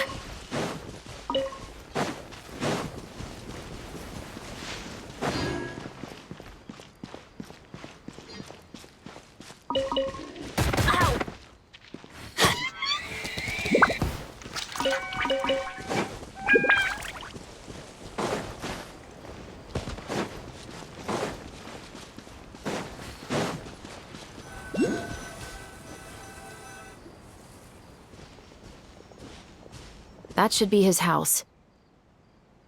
There are so many Gardamex stationed around the place. That's pretty unusual, right? According to what he told me last time we spoke, he hired them so he won't be harassed or disturbed. Huh. So there are a lot of flowers in his garden, but Paimon doesn't think we'll be able to pick one without alerting the Gardamex. Right, which is exactly why I think there has to be a special connection between him and the killer. So, should we knock? Just wait here for now. I'd like to take care of a number of those Gardamex first. But they're so far away. How are you planning to do that? Don't forget, Paimon, I'm actually the real-life captain of the Musketeers.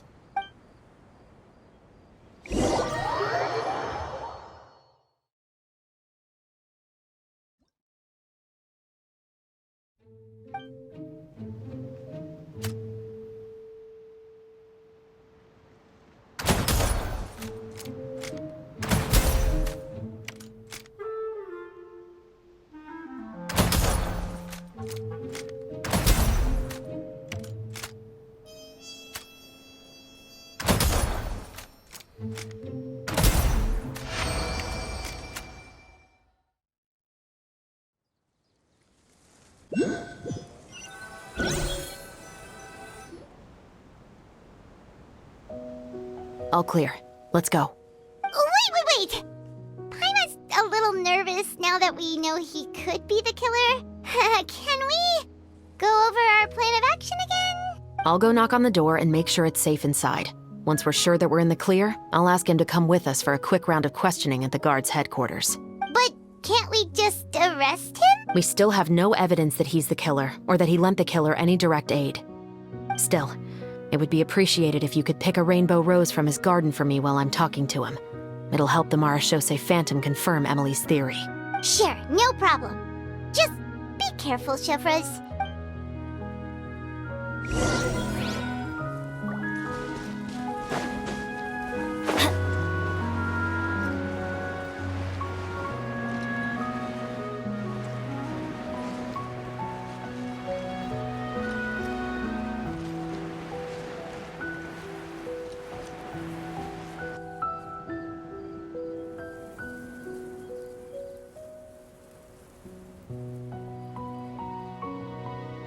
Excuse me, Mr. Baptiste, are you home?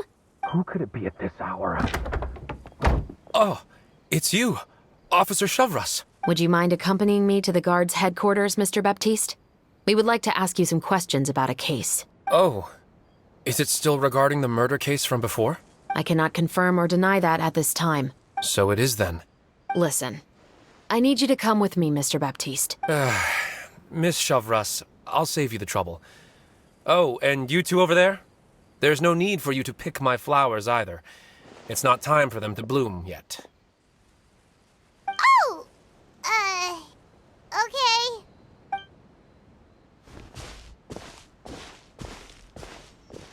By saving me the trouble, you mean... I will confess. I was the killer. Huh? He just admitted he's guilty! Please relax, everyone. I'm not armed. The musket you're looking for has been buried in my backyard. Then it's my responsibility to inform you, Mr. Baptiste, that everything you say right now will be used as evidence for the inevitable trial. Yes, I am perfectly aware of that. I must say, I hate this feeling. Oh? Is it because I confessed? Or because you've been proven wrong? Both, I suppose. For the same reason as the one I wrote out in my novel, of course. I did it to exact revenge. I know you haven't figured out the link between the two of us. Had you done so, I'd have been taken away to the headquarters a long time ago. But that won't stop me from always remembering his grotesque face. After all, he was the one who killed my mother. Your mother is still healthy and well. You know, I was adopted as a child. I was referring to my birth mother. That was never recorded in the orphanage's records. Please forgive a 6-year-old child for concocting some lies to protect himself after watching his mother die right in front of him. So, your novel, it was like a record of your life? No, of course not. It was a work of fiction with many embellished parts. But I am indeed the illegitimate son of a wealthy and influential man who abused his power to murder my mother. That part was 100% real. But the man you killed didn't have a Mora to his name. He was a hired assassin. An irredeemable beast who sank his fangs into a defenseless woman just for a few bags of Mora. But if that's really the truth, you wouldn't be telling us any of this now. You still haven't managed to take revenge against your father, the true mastermind behind it all. I never thought I'd hear that kind of thing from the captain of the Special Security and Surveillance Patrol. I'm simply skeptical about your motives. It's simple, really. I've grown tired of everything and don't want to shoulder this burden anymore. You may have considered me too soft to pull the trigger. Well, as it turns out, you are exactly right. I've become overwhelmed by the aftermath of the murder. So you're going to call a stop to your revenge, just like that? The true mastermind is too rich and too powerful for me. I've accepted that I will never be able to avenge my mother alone. And so what? The characters in your book never gave up? Now, Officer Shavras, I'm the one who has killed a man, aren't I? Are you trying to convince me to commit another crime? What's your father's name? How do you plan to prove the veracity of all of your claims? Well, I'd like to speak with you privately. Sure. Why don't we speak privately at the guard's headquarters? No, it has to be here. I must ensure that we won't be overheard. Fine. Let's talk here. When I said won't be overheard, I meant by anyone. I would like to speak with you and you alone.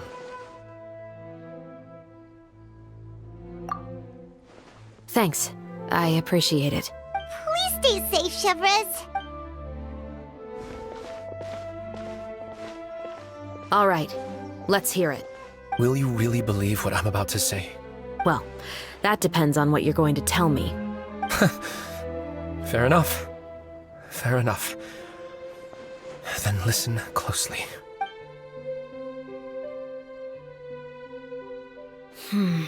So that's how it's all connected. So, it seems you believe me after all. Do you want me to go public with this? No, of course not. At least, not right now. Then why did you bother telling me? You've read my work. What do you think? Even if you were to go public with all of this right now, he'd simply deny everything. It's been too long. Almost 20 years. Anything that could be used as evidence has long faded away. Even if there might have been a solitary island of truth once upon a time, it has long sunk beneath the waves by now. Justice will never find him. Not if you don't try. I know that as the captain of the Special Security and Surveillance Patrol, you will always stand on the side of justice. But do you really think a cushy life in prison really constitutes justice for him? I bet he could lead an extremely comfortable life in the fortress of Meripede. What are you trying to say? I've been observing you from a distance. Your portrayal of the Musketeer was exquisite. Pull the trigger of justice against him. Let the villain get what he deserves. You want me to let you go so you may complete your revenge? No, Officer Chavras. I know that would be impossible. No. What I'd like is for you to perform the deed on my behalf. Oh, Shivra's sure is taking her time. What could they be talking about anyway? Oh, Paimon's worried. What if he decided to attack her? Oh, you do have a point.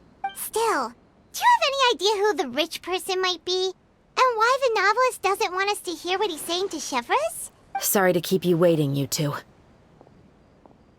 Hey, how did your talk go? I've already sent someone to escort Baptiste back to the headquarters for questioning. He wasn't lying about the musket. It was indeed buried in his backyard. But what about the name? Did he tell you the name of the rich guy? Yes, he did. But for now, I have to return to the Special Patrol. There are still a few loose ends I need to tie up. I'll probably be quite busy over the next few days, so apologies if you don't see me on set. All right, Paimon understands if you can't tell us everything you know. We'll just keep an eye on the Steambird then. Actually, there's still something else I need your help with.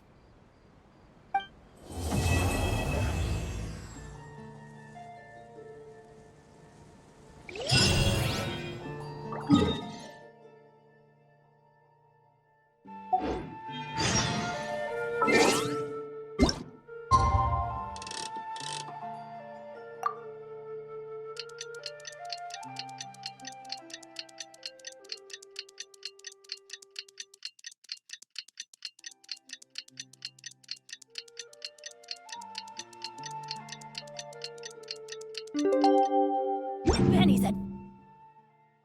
Your team! We haven't seen Shivras.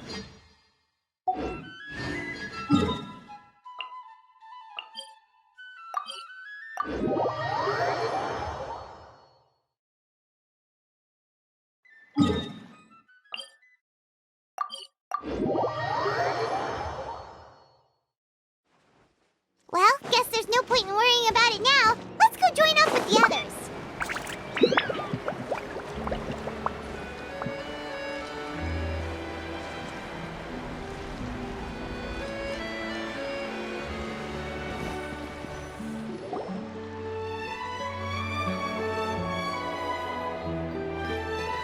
Good morning!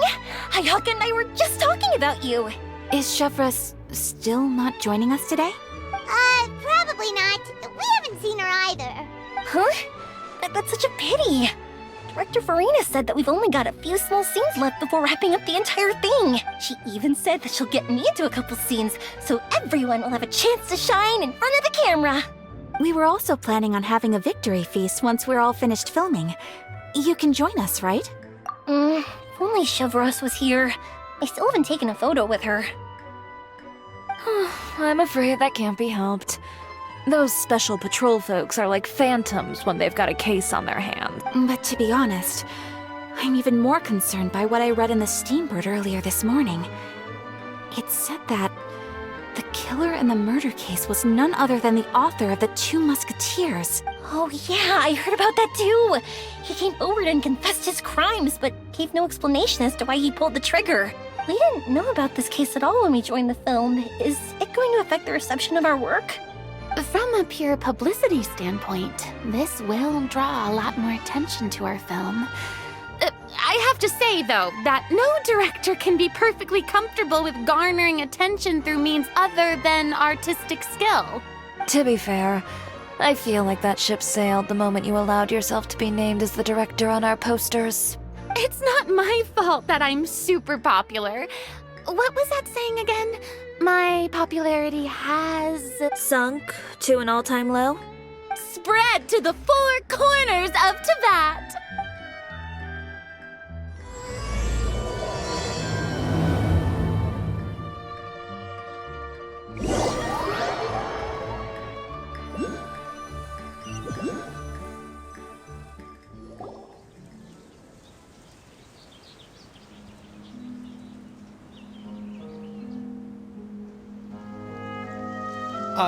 Excuse me, everyone. Xavier! Feels like it's been ages since we last saw you. I've been talking non-stop with the Film Association, and I'm absolutely swamped trying to coordinate the film's marketing. So forgive me for not being around more often, but please believe me when I say that I will make sure everyone's hard work gets the exposure it deserves. Oh, seems like you've been fighting your own battles. Yes, that's one way to put it. Oh, and before we begin the final round of filming, please allow me to finally introduce you to the original investor of our film, Mr. Morris. A pleasure to meet you all. Yes, glad to make your acquaintance, Mr. Morris. We've heard about the issues you've encountered with your financial situation, and genuinely hope that things have taken a turn for the better. Oh, well, the situation has, indeed improved somewhat. Don't worry, Mr. Morris. Accidents and last-minute challenges happen all the time. There's no need to blame yourself over it. The good news is that we're almost done filming now, and I would even say that this is the best story I've ever seen. Is that so? I see, that's great news. All right, now that we've gotten all the pleasantries out of the way, let's get this show on the road.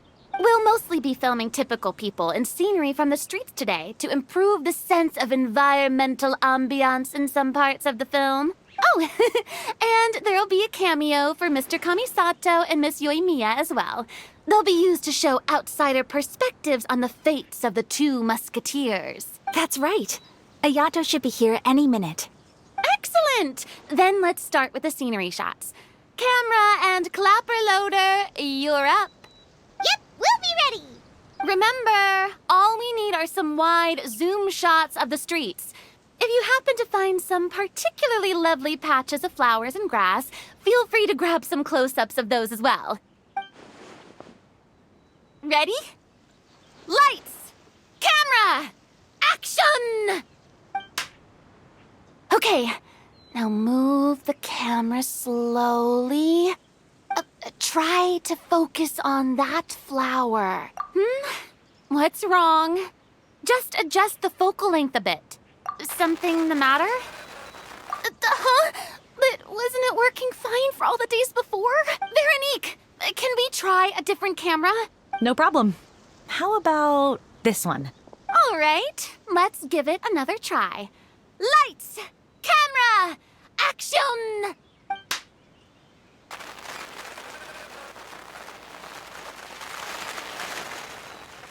Don't tell me. This one is broken too? Veronique, do we have any other spare ones we can use? I'm afraid we only brought these two today. What? Then go find a workshop to get them repaired right away. Oh, and you too, Bono.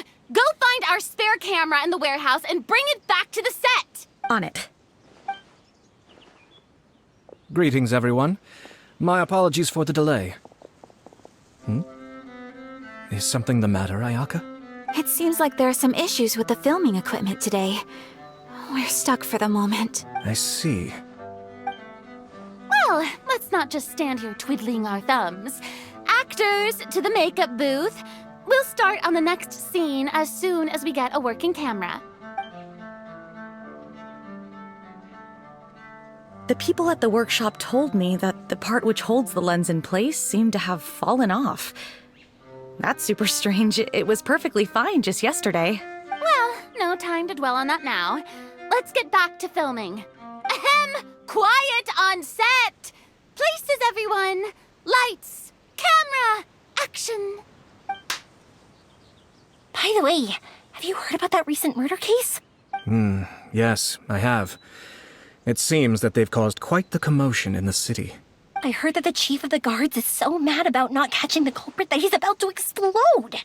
Oh? I find that quite hard to imagine, considering how he already looks most days. Director, we have a problem. Oh, we're in the middle of a take! Couldn't you wait until we wrapped up this scene? No, Director, our film, all the finalized film that we've been keeping in the case has disappeared. Oh, wait, what did you say? Mr. Bono, please take me to where the film was kept right away. I'm coming too. No, Yoimiya, you have to stay here. Oh. Okay, listen up. Everyone who's not working on this current scene can go with Bono to look for the film. Everyone else, stay put and wrap up the scene. Unbelievable.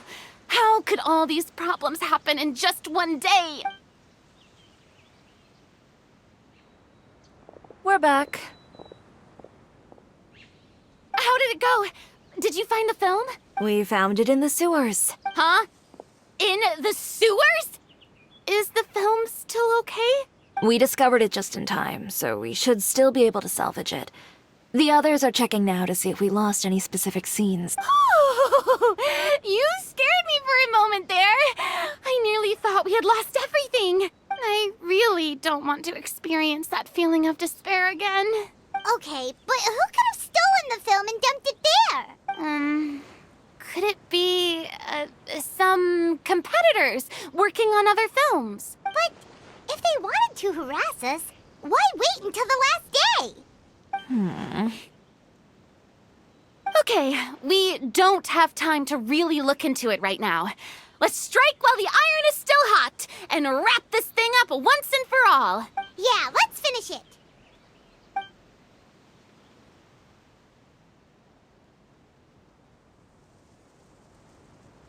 I would like to officially announce that our entry to the festival, The Two Musketeers, has now concluded filming!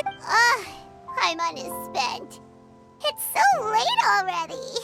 Even though the filming process proved to be extremely challenging, everyone provided valuable and unique contributions to the final product.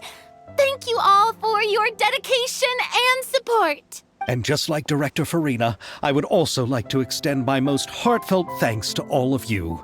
Really, you've all helped me so much. All right, let's save the awards speech for later, and hopefully also get some rehearsals in before the real thing. Anyway, now it's time to party! Let's all make our way to the beach and have a celebration feast so loud and fun that even the blubber beast will want in. Party, party! Paimon wants to party!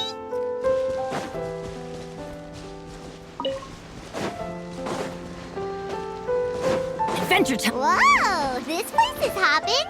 Everyone's final. Hey, Ayato! How's your work been going? Everything went rather smoothly. Thank you for your concern. Ayato told me that we've already confirmed the dates for some Inazuma Fontaine cultural exchange events. So the next time we visit, we'll be doing so in our capacities as the representatives of the Yashiro Commission. Oh, that's great! Then maybe Paimon will be able to find Fontaine detective novels in Inazuma from now on. Oh, wait. Wouldn't Yaimiko get upset if that happens? That would be stealing some of her business. You've got a point. She's always complaining that light novels have become bland and too predictable after all. The cultural exchange won't only feature literatures of both nations, of course. We have also made plans for cross-cultural engagements in the fields of gourmet cuisine, toy making, and artisan craftsmanship. Whoa! Paimon's getting super excited now! When the time comes, be sure to visit and participate in all the events.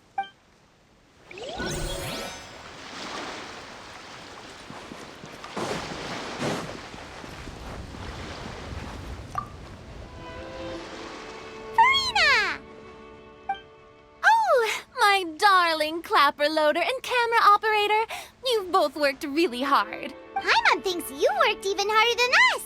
Honestly, Paimon was getting a little tired of playing with the clapperboard by the end of it.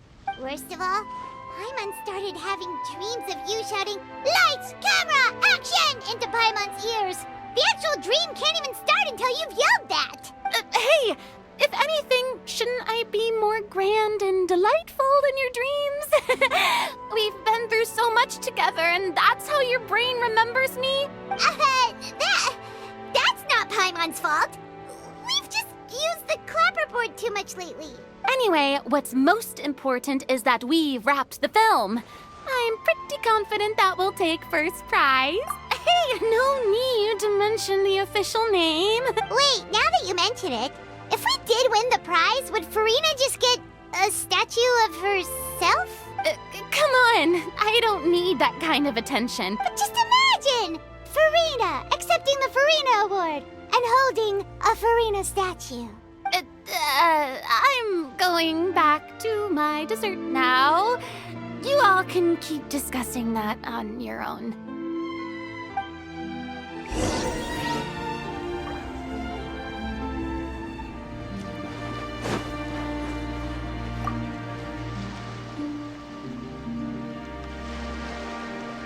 Chiori! Hey, you two. Are you not really into these kinds of big social occasions? Not particularly. But this is still better than Fontaine Fashion Week. But if this film becomes a big hit, people will definitely come flocking to your shop. Yes, that's highly likely. As long as the film can premiere as planned. Are you still worried about the case? That and all the obstacles we had to face today. You're right. It's as if all our bad luck just manifested at once. But why today of all days? No, it's nothing.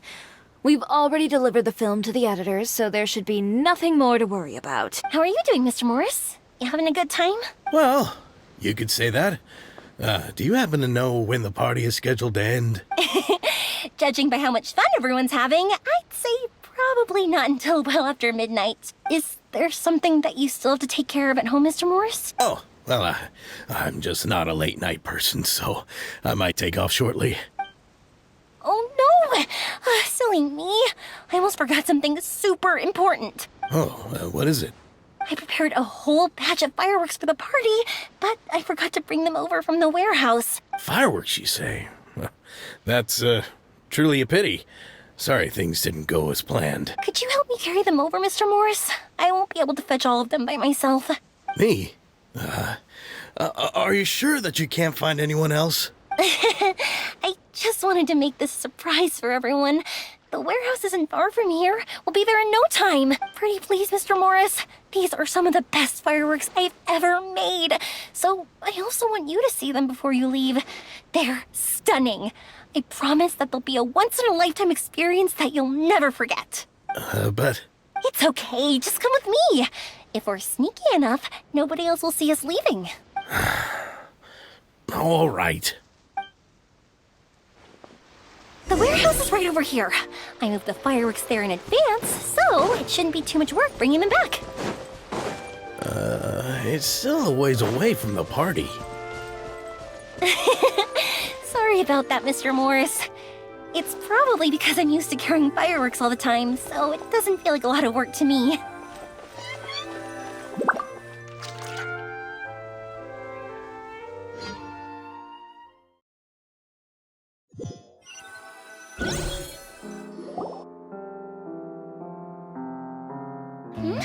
It's dark in here. Wait here, Mr. Morris. I think the light switch should be somewhere over here. Why did I have to get roped into this? What was that?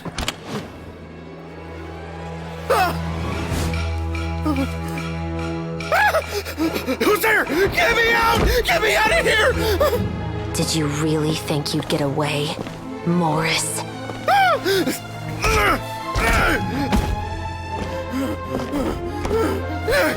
You've got the wrong guy! It wasn't me! I'm not the killer! You know, Eliza died a far more heroic death than this. She fought your assassin to the end, to save the children she had hidden beneath the floorboards.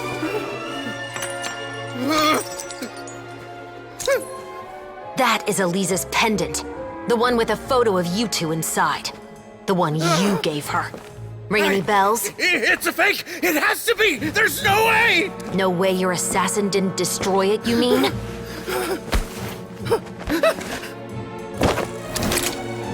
Did you ever love her, Morris?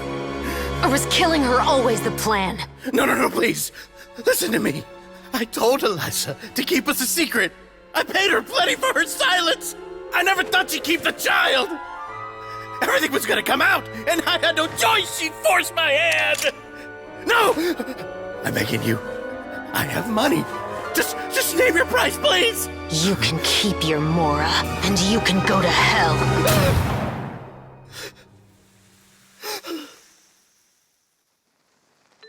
I'm Captain Shovraz of the Special Patrol. Morris, you're under arrest for Eliza's murder. Huh?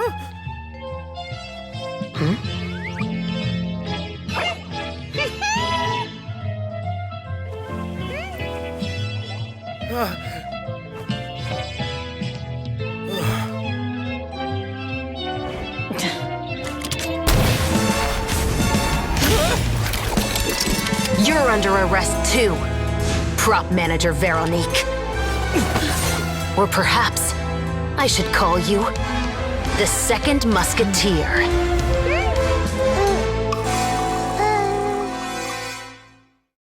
Wait, what's going on? This wasn't in the script. Drop the gun, Veronique. Why?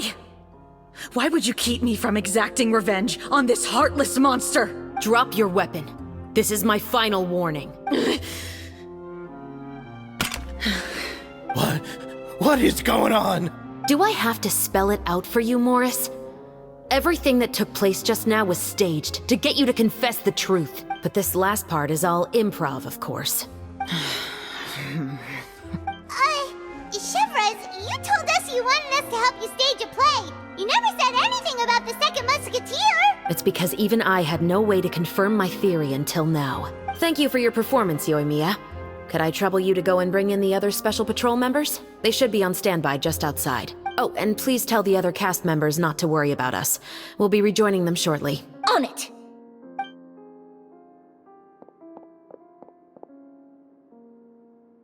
So what do you think, Morris? Care to talk about what happened 20 years ago? My patience is limited, you know.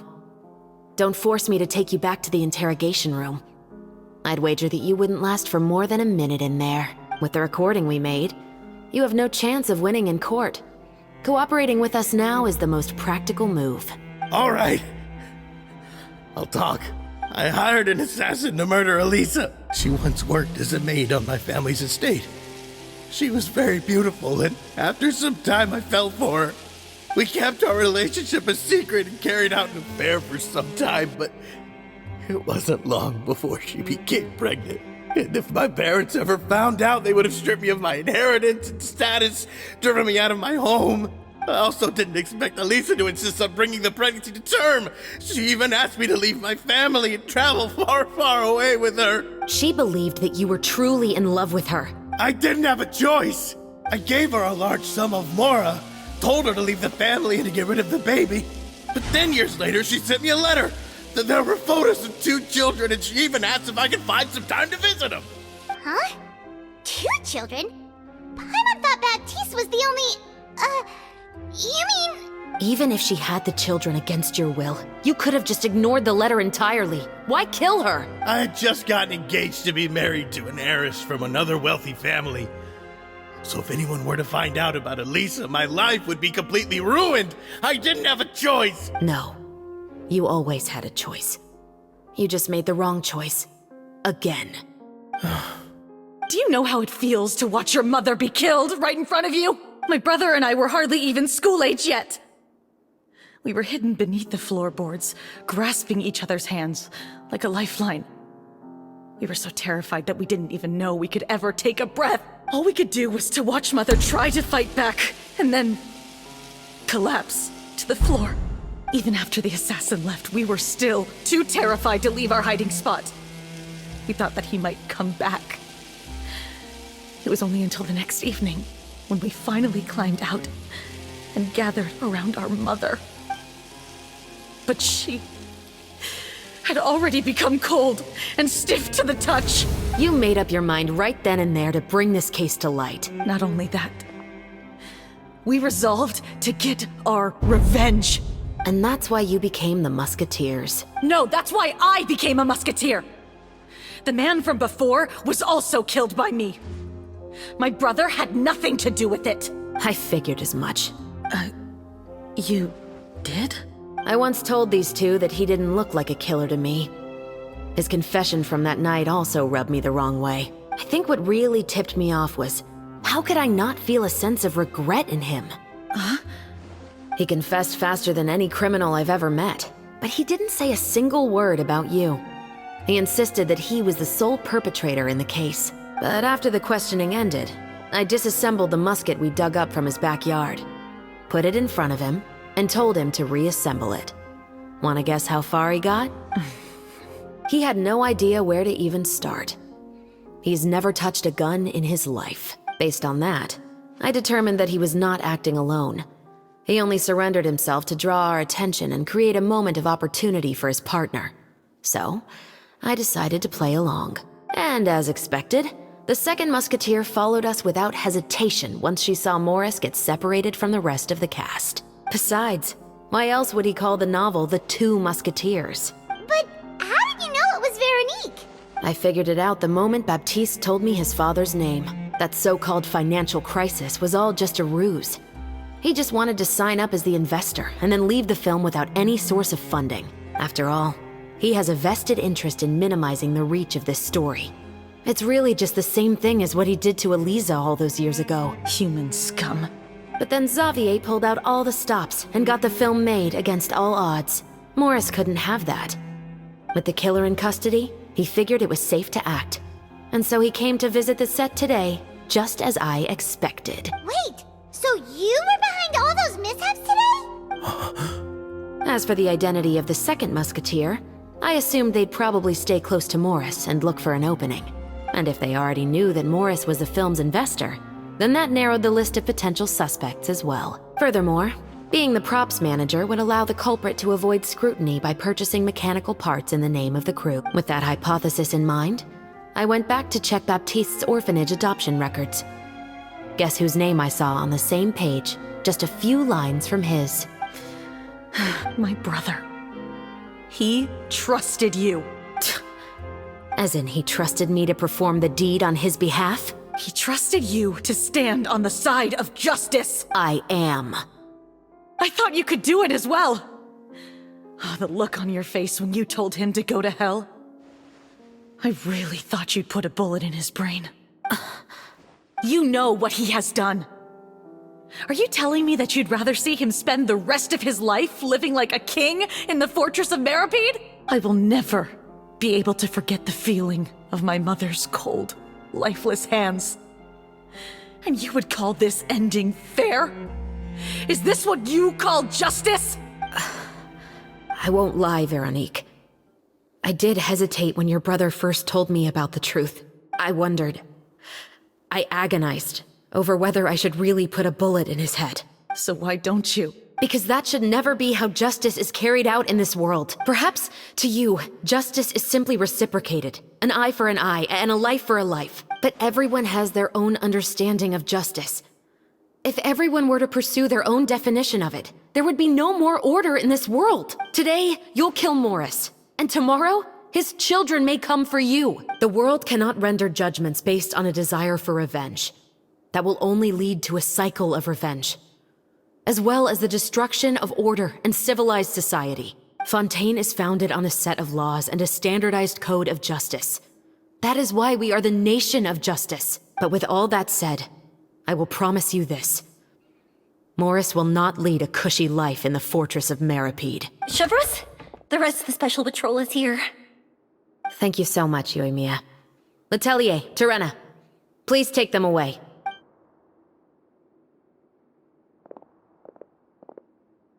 I still can't agree with your reasoning. I know. Justice has not been delivered. At least, not today. Chevres. Let's go. We should give an explanation to the crew. Thank you for your concern. I'm fine. I'm just thinking about the things in life that have driven people to take justice into their own hands.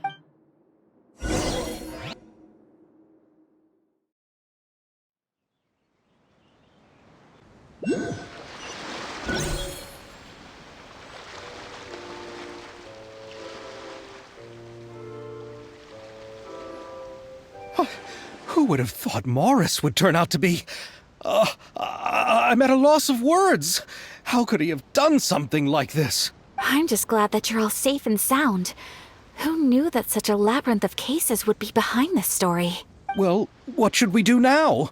We have a finished film, of course, but should we still go ahead with the premiere? What do you mean? Shouldn't you be even more motivated to spread the word now that you've learned the truth? Chiori is right. I'd also like more people to see this story for themselves. But the real ending of the story seems to have deviated somewhat from the one in the script. Is that still acceptable to you, Miss Chevres? The call is yours. We still have time to reshoot an ending if that's what you'd like. No, it's fine as is. I like what we have for the catharsis. Romanticism is what gives works of art their appeal. Fiction is able to explore means of restitution that could never work in real life. Just like the real world, the world of stories also has its own set of rules and justice. These different possibilities are what initially drew me to reading in the first place. Sounds good to me. I support your decision. What about Veronique? Will she be okay? She will soon face her judgment alongside her brother and Morris. If I had to guess, they'll probably all be sent to the fortress of Meripede. I'll make sure to give Risley a heads up about it. Oh, you mean that kind of heads up? Exactly. Ahem. All right, then the matter's settled. Now that everything's been taken care of, there's no reason for us to keep looking all gloomy and grumpy. Let's get back to the feast and enjoy each other's company. We'll be starting the post-production process tomorrow. You should join us, Chevres. You missed the first few hours of the party, didn't you? All right. Count me in. Then I'll wait for you over there. There's still some good news that I'd like to share with Chevres. Traveler, Paimon, could you wait for me by the sea after the party ends? I'd like to go on a brief walk with the two of you. Thank you very much.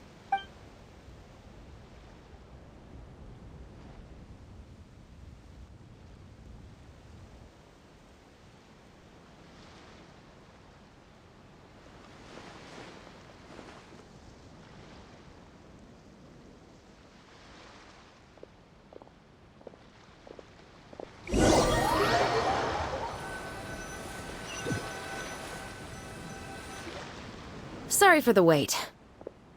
Oh, we weren't waiting long at all. Is there something else you wanted to tell us? No, I don't have anything new to share. I just felt that since you were my investigation partners, I should have another conversation with the two of you. Traveler, how would you have responded to Baptiste's request if you were in my shoes?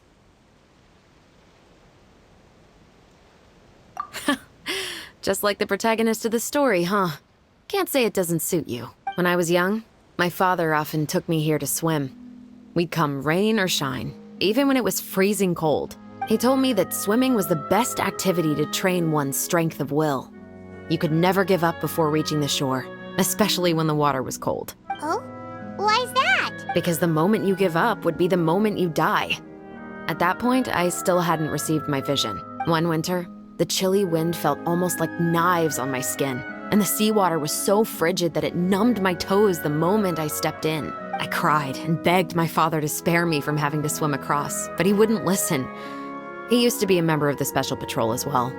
You could say it was his way of educating his children. That sounds awful. When he saw that I wouldn't stop crying, he just picked me up and tossed me into the icy water. The bone-chilling cold took away my senses. I couldn't feel anything but fear and rage. I waited for my father to save me, but one look and I knew he'd already started swimming for the opposite shore. I realized that if I were to give up, I really would die right then and there. I used all of my strength to try and catch up to my father. Those few minutes felt longer than my whole life up until that point.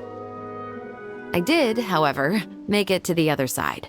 I've never felt afraid about anything in my life after that, nor have I ever cried again. That way of teaching would have never worked on Paimon. Yeah, I don't think that was the right method for anyone. It's just that, working now as I am in the pursuit of justice, I still sometimes feel like I've been tossed into that winter sea all over again. The anger and the helplessness. Chevreuse. But the worse I feel, the more I know to never give up. The alternative would be to forever lose myself among the waves. Anyway, how about a race? Neither of us will drown, but we can still see who swims faster. You guys go ahead. Paimon will grab the clapperboard to mark the start of the race.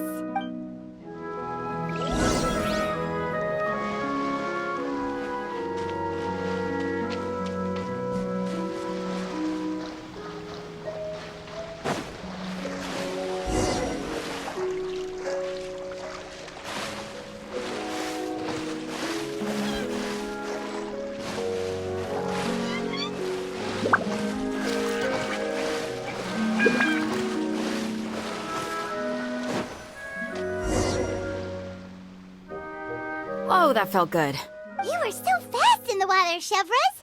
You were swimming even faster than Paimon can fly. So, about the special patrol. Did you join because of your dad? Partly, but I'd say I was more inspired by the heroes I read about in stories growing up. Oh, so it's due to your love of stories. Of course, it was only after I joined the Special Patrol that I learned that truth is often stranger than fiction. Come on, let's walk a bit more.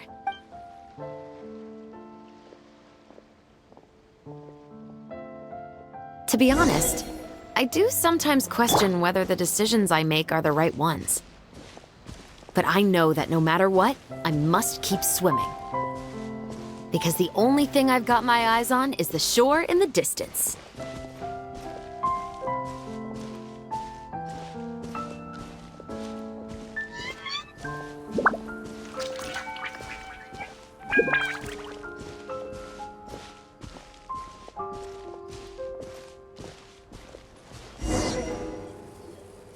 Thank you for coming on this walk with me. I feel a lot better after getting all that off my chest. Huh. We're nearly back at Baptiste's house. Huh. You're right. I didn't realize we were so close. He really did plant a lot of flowers. It's just like how he described it in the story. Huh?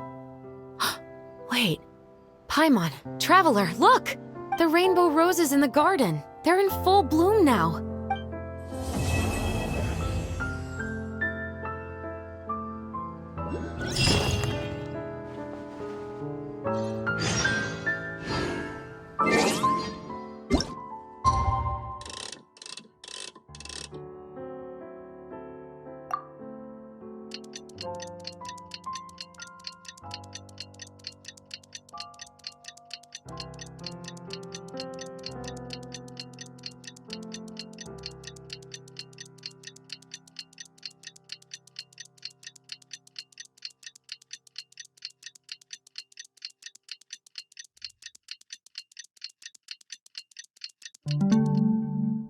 Let's find some treasure.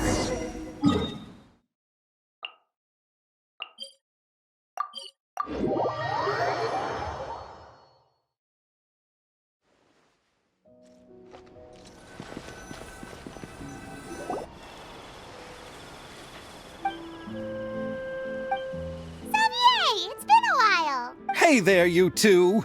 Sorry I've been scarce. I've been buried in marketing and preparing the film for release ever since we wrapped post-production. The award ceremony is today, right?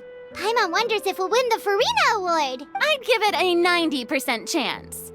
Farina! Oh, Paimon didn't know you were already here. You're earlier than everyone else. I'm sure the others will also be here in no time. Xavier, if we end up getting called on stage, shouldn't you come up with a name for our crew? What? But we don't even know if we're going to win.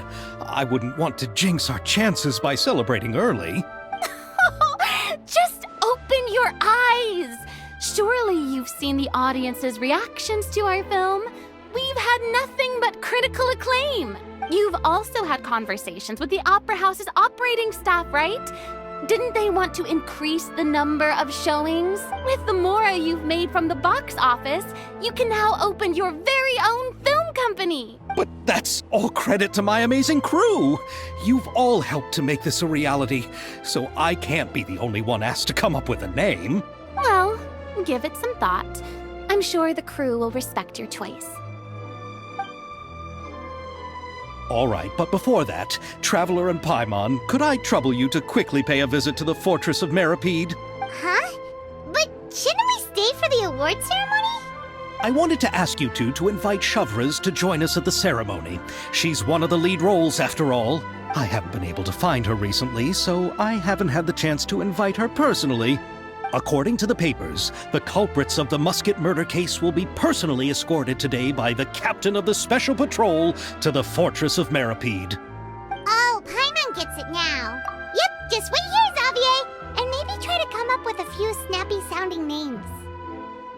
All right, then I'll leave you to it.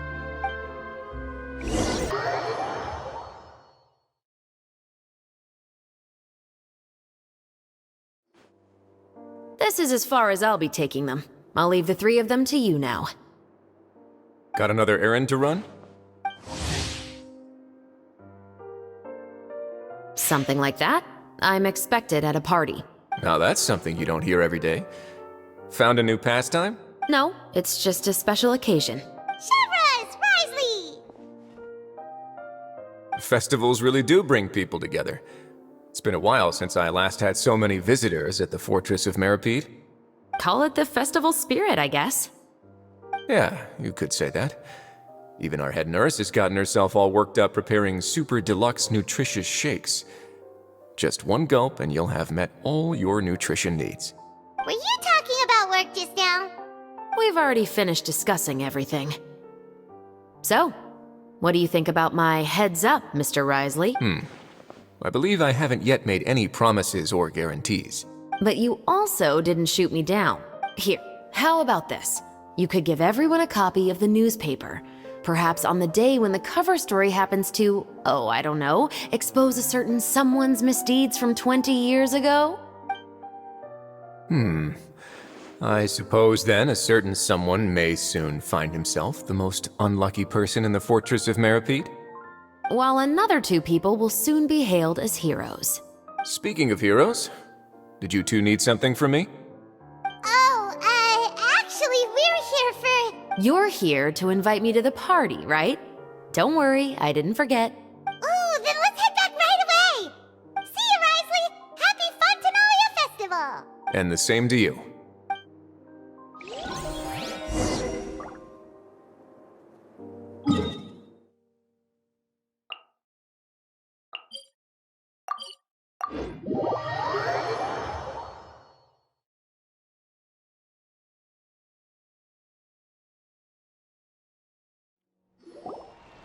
And the winner of the Farina Award for the first Fontanalia Film Festival is... the Two Musketeers! We won! We really won! Congratulations, Mr. Xavier. We won? I can't believe it! I really can't thank all of you enough! See? My takes on Fontaine's entertainment industry have never been wrong. Now, please welcome to the stage the producer of the Two Musketeers, Mr. Xavier!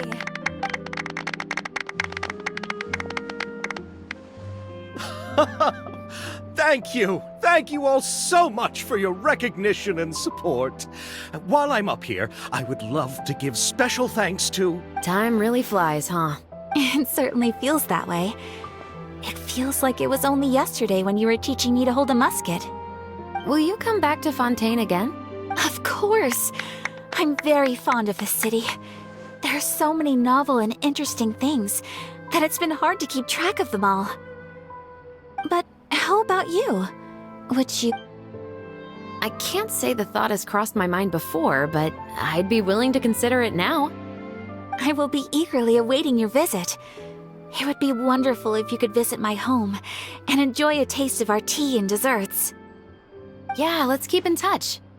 Did you accomplish all you came here for? Yes. And you should visit Inazuma again sometime. How has Ogura and her business been? To my knowledge, she's doing quite well. Tell her I said hi. I certainly will. I heard the thunderstorm has stopped. Yes, and the war has also been brought to an end. Peace and prosperity has returned to the islands. I quite like the sound of that. Perfect for hanging textiles out to dry. I'd like to offer my thanks again to the entire cast and crew. Without you, I would have never completed this film, much less had the opportunity to be standing on this stage. With the support of my entire crew, I would like to officially announce our film company, Musketeer Pictures. Oh, that has a really nice ring to it. Then in that case, let's please welcome all the members of Musketeer Pictures onto the stage for a commemorative photo. Oh, Paimon didn't know we'd also be taking pictures. Director Farina, I believe you are the most deserving person to raise this trophy. Huh? No. There's no need. It's so embarrassing. It's an honor the director deserves. Yes, I agree. Just accept that you're not getting out of this. Ready, everyone? 3, 2, 1. Musketeer Pictures!